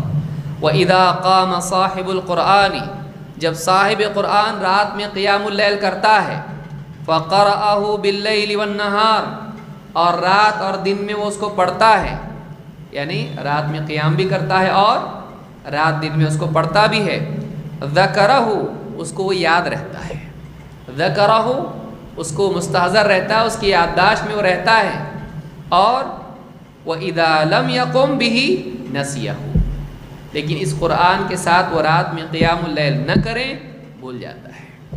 نَسِيَهُ علماء نے اس کو تہجد میں ذکر کیا ہے، صلاۃ المسافرین وقصرها، امام مسلم، امام نووی نے بھی اس کو اس میں ذکر کیا ہے۔ تو اس حدیث سے بات معلوم ہوتی ہے کہ قرآن کا یاد کرنا اور یاد رکھنا، اس میں بھی تہجد کا بہت بڑا دخل ہے، علم کی حفاظت تہجد میں ہے۔ اسی لیے بعض علماء نے بات کہی ہے۔ بہرحال نمبر 5، اللہ تعالیٰ نے اپنے نبی محمد عربی صلی اللہ علیہ وسلم کو بھی قیام اللیل کا حکم دیا اور بتایا یہ آپ کے لیے خصوصاً ہے۔ جتنا علم والا، جتنا تقوی والا ہے، اس کو چھوٹ نہیں، اس کو زیادہ ہے، اور یہ زیادہ مصیبت نہیں ہے، یہ تو انعام ہے۔ مصیبت کس کے لیے ہے؟ جس کے نزدیک آرام زیادہ اہم ہے اللہ کے قرب کے مقابلے میں، اور اسی میں راحت کس کو ملے گی؟ جس کے نزدیک قرب زیادہ اہم ہے راحت کے مقابلے میں۔ نہیں، ایک آدمی سے کہا جائے 1,00,000 روپے آپ کو دے رہا ہوں، صبح آئیے، اگر رات میں بھی آئیں گے تو چلے گا، ابھی 3 بجے رات کے ہیں، میں سفر میں ہوں، رات میں 3 بجے پہنچنے والا ہوں، اور اگر آپ رات میں بھی آتے ہیں تو میں دے دوں گا آپ کو۔ عموماً کیا دل بولتا ہے؟ معلوم نہیں کل کیا ہوگا۔ جب وہ بول رہا ہے تو کیا جاتا ہے ایک رات نیند خراب کرنے میں، بلکہ اس کو نیند آئے گی نہیں، اس کو نیند نہیں آئے گی۔ کیوں نیند اڑی اس کی؟ اس لیے کہ جس چیز کا شوق ہے وہ نیند سے اعلیٰ ہے، لیکن وہ چیز اعلیٰ ہے اس کے تصور میں ہے۔ یہ ساری چیزیں کہاں ہیں؟ آدمی کے تصور میں۔ ایک چیز کو انسان اعلیٰ سمجھے ہوا ہے، مثلا ایک آدمی ہے، وہ نوٹ کو 500 کے نوٹ، 1000 کے نوٹ، اس کو اعلیٰ سمجھے ہوئے ہیں، لیکن کل وہ نوٹ ختم ہونے والے ہیں، تو یہ اس کے ذہن میں ہے، یا وہ ختم ہو بھی گئے، اس کو SMS نہیں آیا، اس کو واٹس ایپ پہ میسج نہیں آیا، تو یہ کیا سمجھ رہا ہے؟ ماشاءاللہ ماشاءاللہ، لیکن وہ نوٹ کیا ہو گئے ہیں؟ بند۔ تو اس کی قیمت حقیقت میں ہے؟ سوچیے، ہم اسی نوٹ جمع کرنے والے کی طرح ہیں، سمجھ میں آ رہی بات؟ کہ اس کے سامنے ہے، میرے پاس اتنے سارے نوٹ ہیں، لیکن وہ نہیں جان رہا ہے کہ یہ نوٹ کیا ہو گئے، حکومت نے بند کر دیے۔ تو اس کی قیمت کہاں ہے؟ حقیقت میں ہے؟ اس کے تصور میں ہے۔ یہی حال دنیا کا ہے، یہی حال دنیا کی نعمتوں کا، یہاں کی راحتوں کا ہے۔ اس کی لذت، اس کا مقام ہمارے ذہنوں میں ہے، اللہ کے نزدیک کیا ہے، حقیقت میں کیا ہے؟ حدیث میں کیا فرمایا نبی اکرم صلی اللہ علیہ وسلم نے؟ اگر دنیا کی قیمت اللہ کے نزدیک مچھر کے پر کے برابر بھی ہوتی تو اللہ تعالیٰ کافر کو اس میں سے ایک گھونٹ بھی پینے نہیں دیتا، یعنی اللہ کے نزدیک اس کی کوئی قیمت نہیں ہے۔ لیکن ہمارے نزدیک کتنی قیمت ہے اس کی؟ انسان کے نزدیک اسی کی وجہ سے ایک انسان اللہ کی عبادات کو ضائع کرتا ہے، اسی کی وجہ سے ایک انسان کا خون کرتا ہے، اسی کی وجہ سے انسان اپنے اصولوں کو بیچتا ہے۔ یہی وہ دنیا ہے جو انسان کو دیوانہ بناتی ہے لیلا سے زیادہ، اس سے بھی زیادہ اس کو مجنون بنا دیتی ہے۔ لہٰذا جس انسان کے نزدیک اللہ کا قرب مقدم ہو، اس کے نزدیک دوسری چیزیں مہم نہیں ہوتی ہیں۔ یہی میں نے شروع میں جو کہا کہ انسان کی واقعی طلب کتنی سچی ہے، یہ اس بات سے بھی معلوم ہوتی ہے کہ اس کو پانے کے لیے وہ کیا کیا کھونے کی تیاری رکھتا ہے، کیا کیا کھو سکتا ہے۔ جب سیلاب آتا ہے تو آدمی اپنی اہم چیزیں لے لیتا ہے، اور اس کا صوفہ مہنگا تھا، اس کی کیا کیا سیلاب میں بہہ کے چل جانے، تو زلزلہ آیا گھر میں، پورے شہر میں زلزلہ آیا، اس وقت میں آپ کو نکلنا ہے، اس وقت میں آپ جو لے کے نکلو گے وہ آپ کے نزدیک سب سے زیادہ ویلیبل ہے. پھر باقی آپ کو وہاں ترجیح ہوتی ہے کیا چننا ہے. آپ اس وقت میں دیکھیں گے میرے بنیان لینا ہے, کریں گے آپ بے وقوف مر جائے گا. اس وقت میں آدمی بے قیمت سمجھتا ہے اس کو, بڑی بڑی چیزیں چھوڑ دیتا ہے, پیسے بھی چھوڑ دیتا ہے, اپنی جان کی قیمت اس کو ہوتی ہے. بتا صاحب چھوڑو, پہلے باہر نکلو. بیوی اگر بولے میرے زیورات, اللہ کی بندی نکل باہر, وہ آ جائیں گے, جان نہیں آئے گی. لہٰذا انسان کیا کھونے کے لیے تیار ہے, کس چیز کو بچانا چاہتا ہے, کس چیز کو پانا چاہتا ہے, اس سے اس کی عقل معلوم ہوتی ہے. اللہ تعالیٰ نے اپنے نبی محمد عربی صلی اللہ علیہ وسلم کو حکم دیا, کہا یا ایھا المزمل, اے چادر میں لپٹنے والے. رات کی سردی میں نیند کے وقت آدمی کیا کرتا ہے, اوڑھ کے سوتا ہے, چادر میں اپنے آپ کو لپیٹ لیتا ہے. ٹھنڈ جب لگتی ہے چادر اپنے اوپر ڈال لیتا ہے. یا ایھا المزمل, اے مزمل, زملونی زملونی, جب آپ نے گھر جا کے کہا تھا مجھ کو چادر اڑا دو, گھبراہٹ کی وجہ سے, کیونکہ فرشتے کو اس حال میں دیکھا آپ پر یعنی گھبراہٹ طاری ہو گئی. کہا اے چادر میں لپٹنے والے, قم اللیل الا قلیلا, رات کا کچھ حصہ چھوڑ کے باقی سارے حصے میں قیام کرو, نماز پڑھو. قم اللیل الا قلیلا, ساری رات قیام کرو, بس تھوڑی رات چھوڑ کے, اکثر حصہ. پھر کہا نصفہ, آدھی رات, او انقص منہ قلیلا, یا پھر اس میں سے بھی کچھ کم کر دو. او زد علیہ, کتنا ایسا زبردست طریقہ ہے بتانے کا, او زد علیہ, یا پھر بڑھا دو. یعنی بتایا گیا اب تمہارے لیے ہے, کبھی کم کر دو, کبھی بڑھاؤ, کبھی آدھی رات, جتنا ہے تم جتنا تم سے ہو. او زد علیہ, آخر میں کیا کہا, یا بڑھا دو. وَرَتِّلِ الْقُرْآنَ تَرْتِيلًا, اور رات میں قیام اللیل کرو اور کیا پڑھو, قرآن کو ترتیل کے ساتھ پڑھو, ٹھہر ٹھہر کر پڑھو, سکون کے ساتھ پڑھو. کہیں جانا تو ہے نہیں, کوئی طوفان تو آ نہیں رہا ہے. زندگی بھر کے دن کے مشاغل, چاہے وہ معاش کے ہوں یا معاد کے ہوں, چاہے وہ گھر کے ہوں یا امت کے ہوں, یہ جو مشاغل ہیں اب تو کچھ بھی نہیں ہے نا.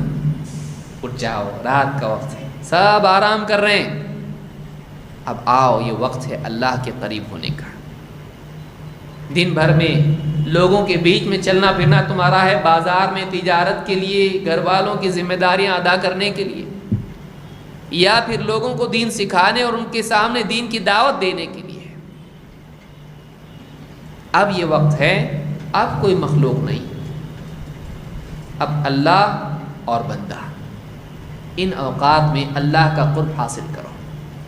او زد علی, اللہ کا کلام پڑھو, جو اللہ کا محبوب کلام ہے, اس کو پڑھنے سے اللہ کا قرب ملے گا.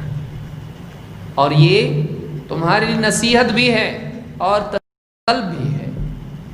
اس کو پڑھنے سے تم کو نصیحت بھی ملے گی, علم بھی بڑھے گا, اور اس میں جو باتیں اللہ نے بیان کی ہیں تمہارے لیے یہ اللہ کی طرف سے دھاڑس بھی ہے, تمہاری دعوت میں مددگار بھی ہے. پچھلی قوموں کے واقعات, اللہ کے وعدے, اللہ کی تسکین, جنت جہنم, اللہ کی مدد کے وعدے, یہ پڑھے گا بندہ, ہمت بڑھے گی, وہ دعوت کے لیے تیار ہوگا مزید. اس لیے دعات کے لیے, داعیوں کے لیے قیام اللیل روحانی غذا اور قوت ہے. رات میں آپ کیا کرتے, بیٹری چارج کرنے کے لیے لگا دیتے اور خود سو جاتے. اور کیا ہے کبھی ہماری بیٹری کا کیا, آپ کے موبائل کی بیٹری کی چارجنگ ضروری ہے اس موبائل کے دن میں صحیح چلنے کے لیے. اس پوری زندگی میں دن میں رات میں چلنے کے لیے آپ کی اپنی ایمانی بیٹری کتنی چارج ہو رہی. رات کے وقت میں تہجد پڑھنا یہ انسان کے بندگی کے جذبات کی تجدید ہے, جس سے آدمی دن کے اوقات میں واقعی اللہ کا بندہ بن کے, متقی بندہ بن کے جیتا ہے. کیونکہ تنہائیوں میں اللہ سے اس کے معاہدے, اس کی مناجات, اس کی باتیں ہوئی ہیں, وہ قرب اس کو ملا ہے اللہ کا. اب دن میں وہ اللہ کا پرایا نہیں بن سکتا ہے, وہ اللہ کا اپنا ہے۔ رات کی تنہائیوں میں اللہ کو اس نے اپنا بنایا، وہ اللہ کا بنا۔ اب دن کے اجالے میں لوگوں کے بیچ میں جائے گا، وہ اللہ سے تعلق توڑ کے نہیں جائے گا، اس کا قرب اللہ سے باقی رہے گا، وہ اثرات باقی رہیں گے۔ تو کہا وَرَتِّلِ الْقُرْآنَ تَرْتِيلًا۔ اسی طرح سے اللہ نے حکم دیا اپنے نبی محمد عربی صلی اللہ علیہ وسلم کو، فرمایا وَمِنَ اللَّيْلِ فَتَهَجَّدْ بِهِ نَافِلَةً لَكَ، اور رات میں اے نبی اس قرآن کے ساتھ آپ تہجد کا اہتمام کیجیے، بہی قرآن۔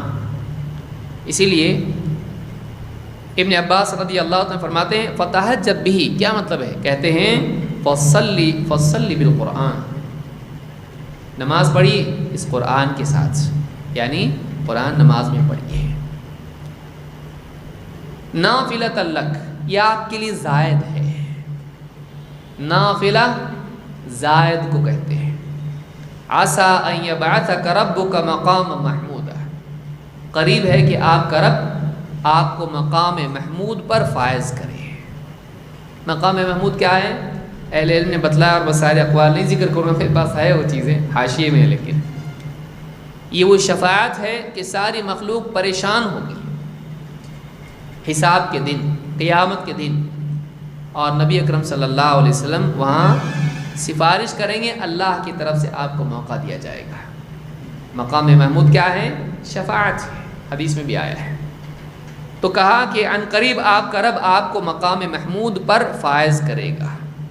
تو یہاں پر کہا وَمِنَ اللَّيْلِ فَتَهَجَّدْ بِهِ، رات کے اوقات میں قرآن کے ذریعے سے تہجد پڑھیے، اہتمام کیجیے، یہ آپ کے لیے زائد ہے۔ نافلۃ لک کے بارے میں ابن قیم رحمۃ اللہ علیہ نے اور امام مجاہد وغیرہ کا بھی قول اس میں ہے، کہا کہ عبادات اور نوافل بندوں کے لیے گناہوں کا کفارہ ہے، جیسے آپ نے پڑھا تکفیر للسیئات، نبی صلی اللہ علیہ وسلم کے لیے نہیں ہے، آپ کے لیے گناہوں کا معاملہ نہیں ہے، آپ کے لیے درجات کی بلندی کا ذریعہ ہے۔ یہی بات امام مجاہد نے کہی، اسی کو امام ابن قیم نے ذکر کیا ہے۔ نافلۃ لک، بعض علماء نے کہا نافلۃ لک کا مطلب یہ ہے کہ آپ کے لیے ایکسٹرا اور ایک فریضہ ہے، یہ بھی معنی علماء نے ذکر کیا ہے کہ عام لوگوں کے لیے نہیں ہے، یہ آپ پر فرض ہے۔ نافلہ کا مطلب نفل ہوتا ہے، لیکن نفل کا مطلب صرف فرض کے بالمقابل نفل نہیں ہوتا ہے، یہ زائد کے لیے آتا ہے، یہ اور ایک آپ کے لیے ہے۔ تو بعض علماء نے یہ بھی کہا ہے کہ یہاں نافلۃ لک سے مراد یہ ہے کہ نبی اکرم صلی اللہ علیہ وسلم پر ان آیات میں اس کو فرض کیا گیا ہے۔ اور بعض علماء نے یہ بھی کہا ہے کہ شروع میں فرض تھا، لیکن بعد میں آپ کے لیے کیا ہو گیا؟ فرض نہیں رہا، وہ فرضیت اس کی منسوخ ہو گئی ہے۔ مختلف اقوال علماء کی، جس کا مقام یہ نہیں ہے۔ کہنے کا یہاں پر اصل مقصود یہ ہے، اللہ نے اپنے نبی کو بھی حکم دیا تہجد کا، یعنی کہ آپ آرام کیجیے، آپ کی مغفرت ہو گئی، اب کیا اگر کچھ کرنے کی ضرورت نہیں ہے۔ جس کی مغفرت ہو چکی ہے اس کو تہجد کا حکم دیا جا رہا ہے، جس کا معاملہ معلق ہے، معلوم نہیں کل کیا ہو، معلوم نہیں جنت ہے یا جہنم ہے، دنیا کے مسائل اس کے سامنے ہیں، اللہ کی مدد کی ضرورت ہے اس کو۔ وَاسْتَعِينُوا بِالصَّبْرِ وَالصَّلَاةِ، مدد چاہو اللہ کی صبر اور نماز کے ذریعے سے۔ نماز اللہ کی مدد کا بھی ذریعہ ہے۔ تو یہاں پر کہا کہ رات کے حصے میں آپ نماز پڑھیں۔ کئی آیات ہیں، جیسے مثال کے طور پر یہ بنی اسرائیل کی آیت تھی، سورہ قاف میں اللہ نے کہا وَمِنَ اللَّيْلِ فَسَبِّحْهُ وَأَدْبَارَ السُّجُودِ، آپ رات میں کیا کریں؟ تسبیح کریں، یعنی نماز پڑھیں۔ صبح تسبیح نماز کے لیے بھی استعمال ہوتا ہے، کان یسبح جو حدیث میں آتا ہے وہ نوافل کے لیے بھی آتا ہے۔ تو آپ کیا کریں؟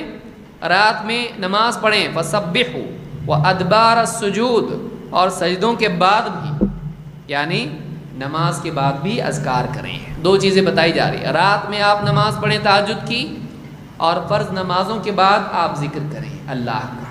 وادبار السجود، سجود کے بعد یعنی نمازوں کے بعد، کیونکہ یہاں پر سجدہ سے مراد پوری نماز ہے، سجدے سے مراد کیا ہے؟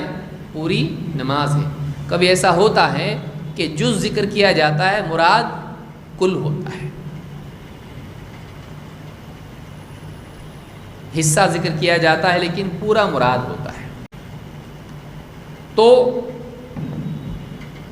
اللہ تعالیٰ دوسری جگہ فرماتا ہے سورہ طور میں وَمِنَ اللَّيْلِ فَسَبِّحْهُ وَإِدْبَارَ النُّجُومِ، اور رات میں آپ اللہ کی پاکی بیان کیجئے، نماز میں اللہ تعالیٰ کے آگے کھڑے ہو کر قیام کیجئے، وَإِدْبَارَ النُّجُومِ، اور ستاروں کے چلے جانے کے بعد، ستاروں کے ڈوبنے کے بعد بھی آپ اللہ کی پاکی بیان کریں۔ ادبار النجوم کے بارے میں کیا کہتے ہیں؟ قتادہ کہتے ہیں رکعتان قبل صلاۃ الصبح، فجر کی نماز سے پہلے کی کیا ہے؟ 2 رکعتیں ہیں، کہ ستارے اب ڈھل گئے یعنی فجر کا وقت شروع ہو گیا، تو کیا ہے؟ فجر کی 2 رکعتیں ہیں، اس سے مراد، اس کا تذکرہ بھی قرآن میں آیا ہے۔ اسی طرح سے اللہ نے سورہ الانسان میں کہا، سورہ الدہر میں وَمِنَ اللَّيْلِ فَاسْجُدْ لَهُ وَسَبِّحْهُ لَيْلًا طَوِيلًا، اے نبی رات کے حصوں میں آپ اللہ کے آگے سجدہ کیجئے، وَسَبِّحْهُ لَيْلًا طَوِيلًا، اور اللہ کی پاکی بیان کیجئے لمبی رات میں، لیلن رات کے حصے میں، لمبے قیام میں یا لمبی حالت میں، طویل اللہ کی پاکی بیان کیجئے۔ اس کو بھی ابن جوزی کہتے ہیں وَمِنَ اللَّيْلِ فَاسْجُدْ لَهُ، یعنی المغرب والعشاء، رات کے حصوں میں سجدہ کیجئے، کہتے ہیں اس سے مراد مغرب اور عشاء، کیونکہ رات کب شروع ہوتی ہے؟ جیسی مغرب سورج ڈوب گیا کیا شروع ہوئی؟ رات، تو مغرب اور عشاء پڑھیے، اور وَسَبِّحْهُ لَيْلًا طَوِيلًا، اور ایکسٹرا آ رہا ہے اس میں، تو کہتے ہیں اللہ کی پاکی بیان کیجئے لمبی رات میں، کہتے ہیں وَسَبِّحْهُ لَيْلًا طَوِيلًا وَهِيَ صَلَاةُ اللَّيْلِ، کہتے ہیں یہ رات میں تہجد کی نماز ہے، تو مغرب اور عشاء رات میں پڑھیے اور تہجد بھی پڑھیے۔ کئی آیات ہیں جس میں اللہ رب العالمین نے نبی اکرم صلی اللہ علیہ وسلم کو خصوصی طور پر تہجد کا حکم دیا ہے، جس سے اس کی شان اور فضیلت اور اہمیت اور اس کا مقام معلوم ہوتا ہے۔ اس کا نتیجہ کیا تھا؟ نبی صلی اللہ علیہ وسلم کی زندگی میں اس کا خصوصی اہتمام تھا۔ اللہ کے رسول صلی اللہ علیہ وسلم کے بارے میں صحابہ کہتے ہیں، آپ کی بیوی حضرت عائشہ رضی اللہ عنہ فرماتی ہیں کان لا یدع قیام اللیل، اللہ کے نبی صلی اللہ علیہ وسلم کبھی بھی قیام اللیل چھوڑتے نہیں تھے، تہجد کی نماز چھوڑتے نہیں تھے۔ تہجد کی نماز یہ ہم میں سے بہت ساروں کے بارے میں فجر کے بارے میں الٹا آئے گا، کبھی پڑھتے نہیں تھے۔ ہمارے بچے ہماری تاریخ بیان کریں گے، کیا بیان کریں گے؟ 5 ٹائم کی نماز برابر پڑھتے تھے، فجر کی نماز کبھی نہیں پڑھتے تھے، ہم نے پڑھتا دیکھا نہیں، نہ ہم کو اٹھاتے تھے، نہ ہم کو اٹھایا، خود ہی نہیں اٹھیں گے تو ہم کو کیا اٹھائیں گے؟ اللہ ہم سب کی حفاظت فرمائے۔ تہجد ہماری زندگی میں ہے، اب بہت زیادہ پڑھنے کی ضرورت بھی نہیں، جتنا ٹائم آپ کو واٹس ایپ چیک کرنے میں جاتا ہے اس سے کم میں تہجد ہو جاتی ہے، اگر پڑھنا چاہیں تو۔ کم سے کم رکعت تہجد کی کتنی ثابت ہے نبی صلی اللہ علیہ وسلم سے؟ 7، 2 2 3 ختم۔ 2 رکعت آپ کتنی وقت میں پڑھیں گے؟ مشکل سے 4 منٹ 5 منٹ۔ ویسے بھی ہمارا کام کس پہ چلتا ہے؟ والعصر قل هو اللہ احد۔ اگر مان لیجیے وہ بھی برا نہیں ہے، وہ بھی تو صورتیں اللہ نے نازل کی ہیں، اللہ ہی کے قرآن میں ہے وہ بھی، اس کے اگر اتنا کریں تو کم سے کم آپ 3 منٹ میں تو پڑھ لیں گے۔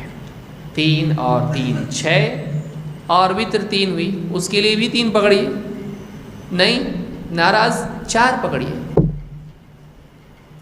3 منٹ اس کے، 3 منٹ اس کے، اور 4 منٹ اس کے، کتنا ہوا؟ 10 منٹ ہوئے نا۔ 10 منٹ اللہ کے لیے رات میں نہیں دے سکتا تو واٹس ایپ کتنا، ایمانداری سے واٹس ایپ کتنا چیک کرتا؟ 10 منٹ ہے، بولے مذاق کر رہے کیا؟ اتنے گروپ میں ہوں، 10 منٹ میں کبھی ہو سکتا ہے کیا؟ مولوی صاحب اگر خطبے میں کہیں، دیکھیے ہنسیں گے لوگ، مذاق اڑائیں گے۔ اگر امام خطبے میں کہے جمعہ کے، ایک مسلمان کو چاہیے وہ دن میں صرف 10 منٹ واٹس ایپ پہ خرچ کرے، کون اس کو مانے گا؟ مانے گا؟ نہیں بھائی، ہمارا کتنا وقت فیس بک پہ چلا جاتا ہے کہ 1 گھنٹہ چلا جاتا ہے، وہ بھی قیمتی وقت. کون سا؟ صبح سویرے کا وقت، جس میں آدمی ایک دم فریش ہوتا ہے، جس میں عقل اور بہت اچھے سے کام کر رہی ہوتی ہے، حفظ کر سکتا ہے، پڑھ سکتا ہے، کچھ سیکھ سکتا ہے، اور ایک دم اس کے اندر انشراح قلب ہوتا ہے، دعا کر سکتا ہے، ذکر کر سکتا ہے، تلاوت کر سکتا ہے. یہ وقت کس کی نظر ہوتا ہے؟ گھٹیا میسیجز چیک کرنے میں ہوتا ہے. دیکھو میں نے کل کیا کھایا، دیکھو میں پکنک میں کہاں گیا تھا. ہاں، بیہودہ پولیٹیشنز اور اس کی باتیں چیک کرنے میں جاتا ہمارا وقت، گھنٹہ بھر چلا جاتا ہے. آپ اس لیے آج موبائل میں ایسے اپلیکیشن آئے ہیں جو ٹریک کرتے ہیں. آپ کو نہیں عقل ہے، ہم بتاتے ہیں آپ کو کتنا وقت آپ دے رہے اس کے لیے. کرتے نا، نئے فنکشن اس میں آئے کہ آپ کا وقت کتنا جا رہا ہے موبائل کے اوپر، اور کون سی اپلیکیشن آپ کا زیادہ وقت کھا رہی ہے، موبائل آپ کو بتاتا ہے تاکہ آپ جاگو. 10 منٹ میں آپ قیام اللیل کر سکتے اگر واقعی آپ اتنے بزی ہیں تو. واللہ آدمی استنجا کے لیے جاتا ہے کتنا وقت لگاتا ہے، پاخانے کے لیے جاتا ہے کتنا وقت لگتا ہے اس کو، 10 منٹ اندازاً اس کو لگتے ہوں گے. بعض لوگ تو زیادہ بھی وقت لے لیتے ہیں. اتنا وقت تو تہجد کے لیے نہیں دے سکتا. کیوں نہیں؟ جب دل ہی نہ چاہے تو بہانے ہزار ہیں. تیری طلب اگر ہے، کتنی جب فضیلت اس کی ہے، اللہ کا قرب مل سکتا ہے، کیوں نہیں؟ فٹ سے اٹھا، وضو کیا، 2 2 4 3 پڑھ لیا، بھائی میرے سے زیادہ نہیں ہوتا، 11 نہیں ہوتا میرے سے، اوکے.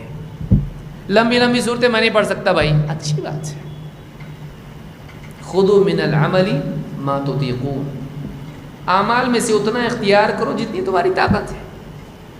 جتنا تھوڑا تو پڑھ، 10 منٹ تو لگا، لیکن یہ 10 منٹ تیری زندگی کے لیے کتنی بڑی نعمت بن سکتے ہیں. کہ یہ تہجد پڑھتا تھا، قیامت کے دن فرشتے رستہ دے جہاں تہجد پڑھتا تھا، یہ اللہ کا مقرب بندہ ہے بھائی، زندگی میں تہجد پڑھتا تھا. یہ چھوٹی پڑھتا تھا لیکن بڑھ پڑھتا تھا، آگے جا. عزت اس کی کتنی ہو. یہ فرض تو پڑھتا تھا ہی، ساتھ میں کیا کرتا تھا؟ تہجد کا اہتمام کرتا تھا خصوصی. کتنی بڑی بات ہے. اللہ ہم سب کو توفیق عطا فرمائے. فرماتی ہیں کان لا یدع قیام اللیل، نبی اکرم صلی اللہ علیہ وسلم قیام اللیل کبھی چھوڑتے نہیں تھے. وکان اذا مرض او کسل صلی قاعدا، اور کبھی ایسا ہوتا کہ آپ بیمار ہوتے ہیں.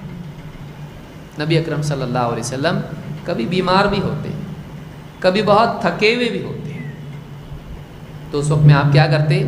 بیٹھ کے پڑھتے ہیں. کیونکہ نفل نماز بیٹھ کے پڑھی جا سکتی ہے، کوئی مسئلہ نہیں. اس کے لیے بہت سیریسلی بیٹھنا قادر نہیں ہے تو ہی، کھڑا ہونا قادر نہیں تو بیٹھے کے پڑھے، ضروری نہیں. ایک آدمی قدرت رکھتا ہے، تھکا ہوا ہے، بیٹھ کے بھی پڑھ سکتا ہے. نفل نمازیں بیٹھ کے پڑھی جا سکتی ہیں، اس میں کوئی مسئلہ نہیں. ہاں ثواب آدھا ہوتا ہے اس کا. جب ہم تہجد کے آداب اور احکام دیکھیں گے انشاءاللہ اس کی تفصیل دیکھیں گے. تو کہتے ہیں کہ جب آپ بیمار ہوتے یا بہت تھکے ہوئے ہوتے تو بھی آپ پڑھتے ہیں، لیکن کیسا پڑھتے؟ بیٹھ کے. اتنی سہولت اس میں ہے. اب آپ بول سکتے بہت تھکا ہوا ہوں میں. اگر تھکا ہوا بہت ہے اور مہمان آ جائیں تو سسرال والے جن کو اوائڈ نہیں کیا جا سکتا ہے، ہاں پسند نہیں کرتے، لیکن اظہار محبت پورا کرنا پڑے گا آپ کو، ہے نا. کتنے لوگ ہیں جو اپنے رشتہ داروں کو پسند نہیں کرتے، لوگوں کو پسند نہیں کرتے، لیکن وہ بھی آ جائیں اس کے ساتھ وقت دیتا ہے. ایسا بھی وقت دیتا ہے جو واقعی اس کا آرام کا وقت ہے. نہیں دیتا؟ دیتا ہے. ایک سیاست داں سیاست کی وجہ سے لوگوں کو وقت دے سکتا ہے، ایک مسلمان آخرت کی وجہ سے اللہ کو وقت کیوں نہیں دے سکتا ہے؟ وہ وقت جو اللہ نے اس کو دیا ہے. کہاں سے لائے وقت آپ؟ دادا جان دیا آپ کو، ابا جان دیا آپ کو وقت. یہ زندگی کون دیا؟ اللہ دیا. اس میں سے تھوڑا اللہ کو دے تو نہیں چلتا. یہ کامیابی انسان کی ہے. نبی اکرم صلی اللہ علیہ وسلم بیٹھ کے پڑھتے تھے. امام ابو داؤد اور حاکم نے اس کو روایت کیا ہے. انس رضی اللہ، دیکھیے آپ صلی اللہ علیہ وسلم کی زندگی میں تہجد کا مقام کیا تھا اور نماز کا، اور ہماری زندگی میں کیا ہے ہم وہ بھی دیکھیں۔ انس رضی اللہ تعالیٰ عنہ فرماتے ہیں ان رسول اللہ صلی اللہ علیہ وسلم قام من اللیل وامرأۃ تصلی بصلاتہ، نبی اکرم صلی اللہ علیہ وسلم نے رات میں قیام کیا تو آپ کے ساتھ آپ کی بیوی زوجہ محترمہ ام المؤمنین وہ بھی آپ کے ساتھ نماز پڑھنے لگی ہے۔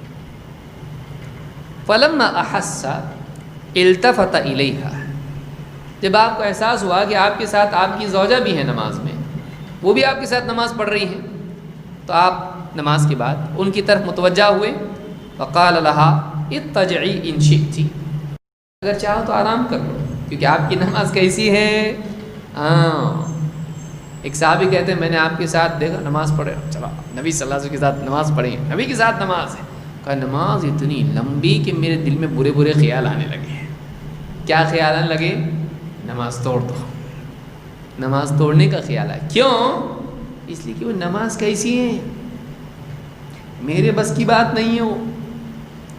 سورہ بقرہ شروع کیے تو میں سوچا 100 آیتوں پہ تو قیام کریں گے، کہا کہ سورہ 100 آیتیں نکل گئی، کہا پوری سورہ بقرہ پہ تو کریں گے، نہیں سورہ نساء شروع کر دی ہے۔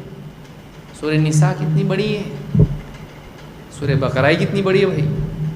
سورہ نساء پڑھی، پھر آل عمران، اسی ترتیب سے حدیث میں آیا ہے، آل عمران پہلے آتی لیکن سورہ نساء پہلے پڑھے آپ نے، پھر آل عمران شروع کر دی۔ کیا حال ہوا ہوگا ان کا سوچیے، اب جا بھی نہیں سکتے اتنی لمبی نماز، اور پڑھتے کیسا تھے؟ ہر آیت پہ رکتے تھے، الحمدللہ رب العالمین الرحمن الرحیم۔ تراویح میں ایسا کرے امام صاحب تو پوری مسجد کھانسے گی، بغیر زکام کے کھانسے گی۔ سوچیے آپ اتنی لمبی نماز، اور پھر دعا کا مقام جہاں آ رہا ہے وہاں دعا بھی کر رہے اللہ سے، ایسی نماز۔ تو آپ نے دیکھا جب بیوی میرے ساتھ تابع ہو کے پڑھ رہی ہے تو آپ نے کہا اگر تم چاہو آرام کرو، ضروری نہیں ہے تمہارے لیے پڑھنا میرے ساتھ، کمپلسری تھوڑی نہ ہے، آرام کرنا ہو آرام کر سکتی ہو۔ قالت انی اجد نشاطا، بیوی بھی بیوی ہے، وہ نبی کی بیوی ہے، کہا نہیں میرے اندر، میں فریش ہوں، میرے اندر نشاط ہے، میں پڑھ سکتی ہوں، کوئی مسئلہ نہیں، پڑھنے دیجیے مجھ کو۔ قال انکی لست مثلی، کہا تو میری طرح نہیں ہوں، میں جو مجاہدہ کر سکتا ہوں تمہارے اندر وہ طاقت نہیں ہے، تو میری طرح نہیں ہوں، انکی لستی مثلی، انما جعل قرۃ عینی فی الصلاۃ، میرا حال یہ ہے کہ میری آنکھوں کی ٹھنڈک ہی نماز میں رکھ دی گئی ہے، میرا آرام ہی اس میں، تم کو الگ سے آرام کرنا پڑتا ہے، مجھ کو اس میں آرام ملتا ہے، مجھ کو اس میں سکون ملتا ہے، میری راحت، میری آنکھوں کی ٹھنڈک اس میں۔ تمہارا حال ایسا نہیں ہے، میں یہ پڑھوں گا مجھے کوئی مسئلہ نہیں ہے، میں لمبی قرات کر کے دن بھر بھی ویسے ہی رہ سکتا آرام سے۔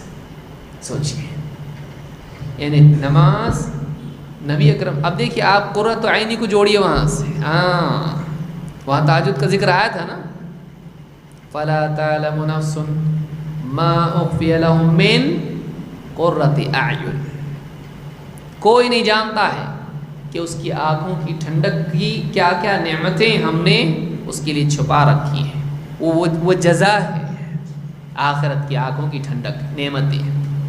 لیکن یہاں حال یہ ہے، ٹھیک ہے وہ تو ملے گا، ہم کو اس میں بھی مزہ آ رہا، یعنی آپ دیکھیے کسی سے کہا جائے کہ یہ کام کرو تم کو انعام دیں گے، اور وہ کام ہی کو انجوائے کرنے لگے، کام میں بہت مزہ آ رہا ہے، انعام بونس ہو گیا اس کے لیے، ہے کہ نہیں؟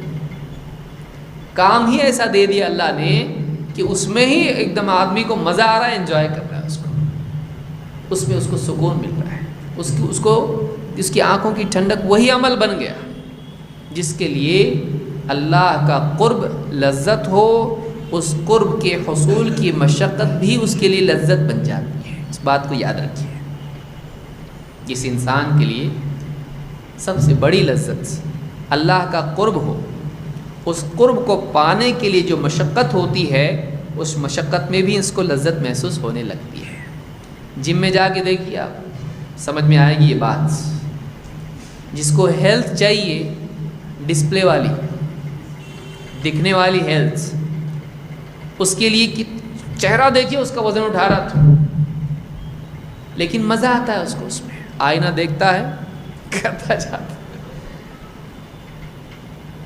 اس کو دیکھ کے اس تکلیف ہو رہی ہے، لیکن اس تکلیف میں ایک قسم کی کیا ہے، لذت ہے. کیوں؟ اس لیے کہ اس کو وہ کچھ اچیو کر رہا ہے. تو اچیومنٹ جب سامنے ہوتی ہے، ہیلتھ اور اچھا فگر، یہاں سے یہ کیا بولتے ہیں 6 پیک 8 پیک کیا بولتے ہیں اس کو، وہ جب آتا ہے آدمی کو وہ دیکھ کے خوشی ہوتی ہے کہ میں اور زیادہ کرتا ہوں. تو مجاہدے کی لذت کیوں آ گئی؟ اس کے انجام کی طلب کی وجہ سے. معمولی بات ہے. اب یہ چاہت کا معاملہ ہے، اس کو یہ نہیں سمجھے گا، اس کو یہ سمجھے گا نہیں، اس کو یہ مجاہدہ دکھے گا. لیکن نبی صلی اللہ علیہ وسلم کے لیے کیا ہے؟ یہ لذت ہے. کیوں؟ اس کی لذت آپ ہی جانتے ہیں، وہی جانتا ہے جس کو وہ لمحات چاہیے. پیس آف مائنڈ، آج بہت بول رہے لوگ اس کو، پیس آف مائنڈ، من کی شانتی. یوگا اسلام میں نہیں ہے، بچو. نماز یوگا نہیں ہے، یہ نماز کی بے عزتی بولنا. نماز یوگا نہیں ہے. بعض لوگ بولتے ہیں نا سب سے اچھا یوگا نماز ہے. مت بولو بھائی ایسا. نماز ہے، وہ اللہ کی بندگی، کوئی ایکسرسائز نہیں ہے. اس میں دل کا سکون لیکن ہے. جیسے نبی اکرم صلی اللہ علیہ وسلم نے کیا فرمایا؟ میری آنکھوں کی ٹھنڈک یعنی دل کا سکون کس میں ہے؟ نماز. تو آج اگر آپ کو پیس آف مائنڈ چاہیے ہے، دل کا سکون چاہیے، تو یہ کیا ہے آپ کے لیے؟ ایک ذریعہ کیا ہے اس کا؟ اس لیے کہ انسان کو سکون کب ملتا ہے؟ جب اس کو یقین ہو جائے میرے اوپر کوئی ہے جو میری حفاظت کرے گا، میری مدد کرے گا. صاحب بہت ٹینشن آیا، تھوڑا سا ایک مسئلہ ادھر ہو گیا ہے، کل آ جاؤ چوکی پہ، میں ہوں نا، میں ہوں، تمہارا کوئی پرابلم نہیں ہے، سب سال ہو جائے گا. میں بڑے صاحب سے بات کرتا ہوں، تمہاری بات کراتا ہوں. بھائی نہیں ہوگا کچھ بھی، بول رہا ہوں نا میں. ہاں نیند آئی نا؟ اب کیوں آئی؟ اس کو یقین ہو گیا کہ جو بڑا ہے وہ میرا مسئلہ حل کرے گا. لیکن اگر مسئلہ ہو اور حل کرنے والا نہ ہو، راتوں کی نیند اڑ جاتی ہے، سکون دل کا نکل جاتا، بے چین ہوتا. کھانا کھا رہا، بھی بولی کھاؤ نا، اتنی محنت سے اتنا اچھا کھانا بنائی میں نے تمہارے لیے، بڑے ارمان سے بنائی، لذت ہی نہیں، کیا کھا رہا معلوم ہی نہیں. اس کو پڑھ رہا ہے کاغذ اور کھاتا جا رہا، اس کو کوئی لذت نہ محسوس ہو رہا ہے نہ تعریف ہے اس کو. کیوں؟ ٹینشن. لہٰذا ایک انسان جب پریشان ہوتا ہے لذتیں اپنی لذت کھو دیتی ہیں. لہٰذا ایک مسلمان کو چاہیے کہ وہ تہجد کا اہتمام کریں، اور اس کے فضائل انشاءاللہ مزید جو آگے کے درس میں ہم دیکھیں گے کہ کیا کیا فضائل اس کے ہیں. پھر ہم دیکھیں گے کہ اس کے کیا آداب ہیں، کیسے پڑھنا چاہیے اس کو. پھر ہم دیکھیں گے کہ ہمارے سلف کی زندگی میں تہجد کا کیسا اہتمام چاہے. تو ایک بہت ہی عمدہ، بہت اچھا عنوان ہے. اللہ تعالی ہم کو اس بات کی توفیق عطا فرمائے کہ ہم اپنی راتوں کے کچھ تو لمحات اللہ رب العالمین کے آگے قیام اور رکوع اور سجود اور دعا میں صرف کریں، اللہ سے اپنے تعلق کو صحیح کریں. اقول ھذا واستغفر اللہ لی ولکم.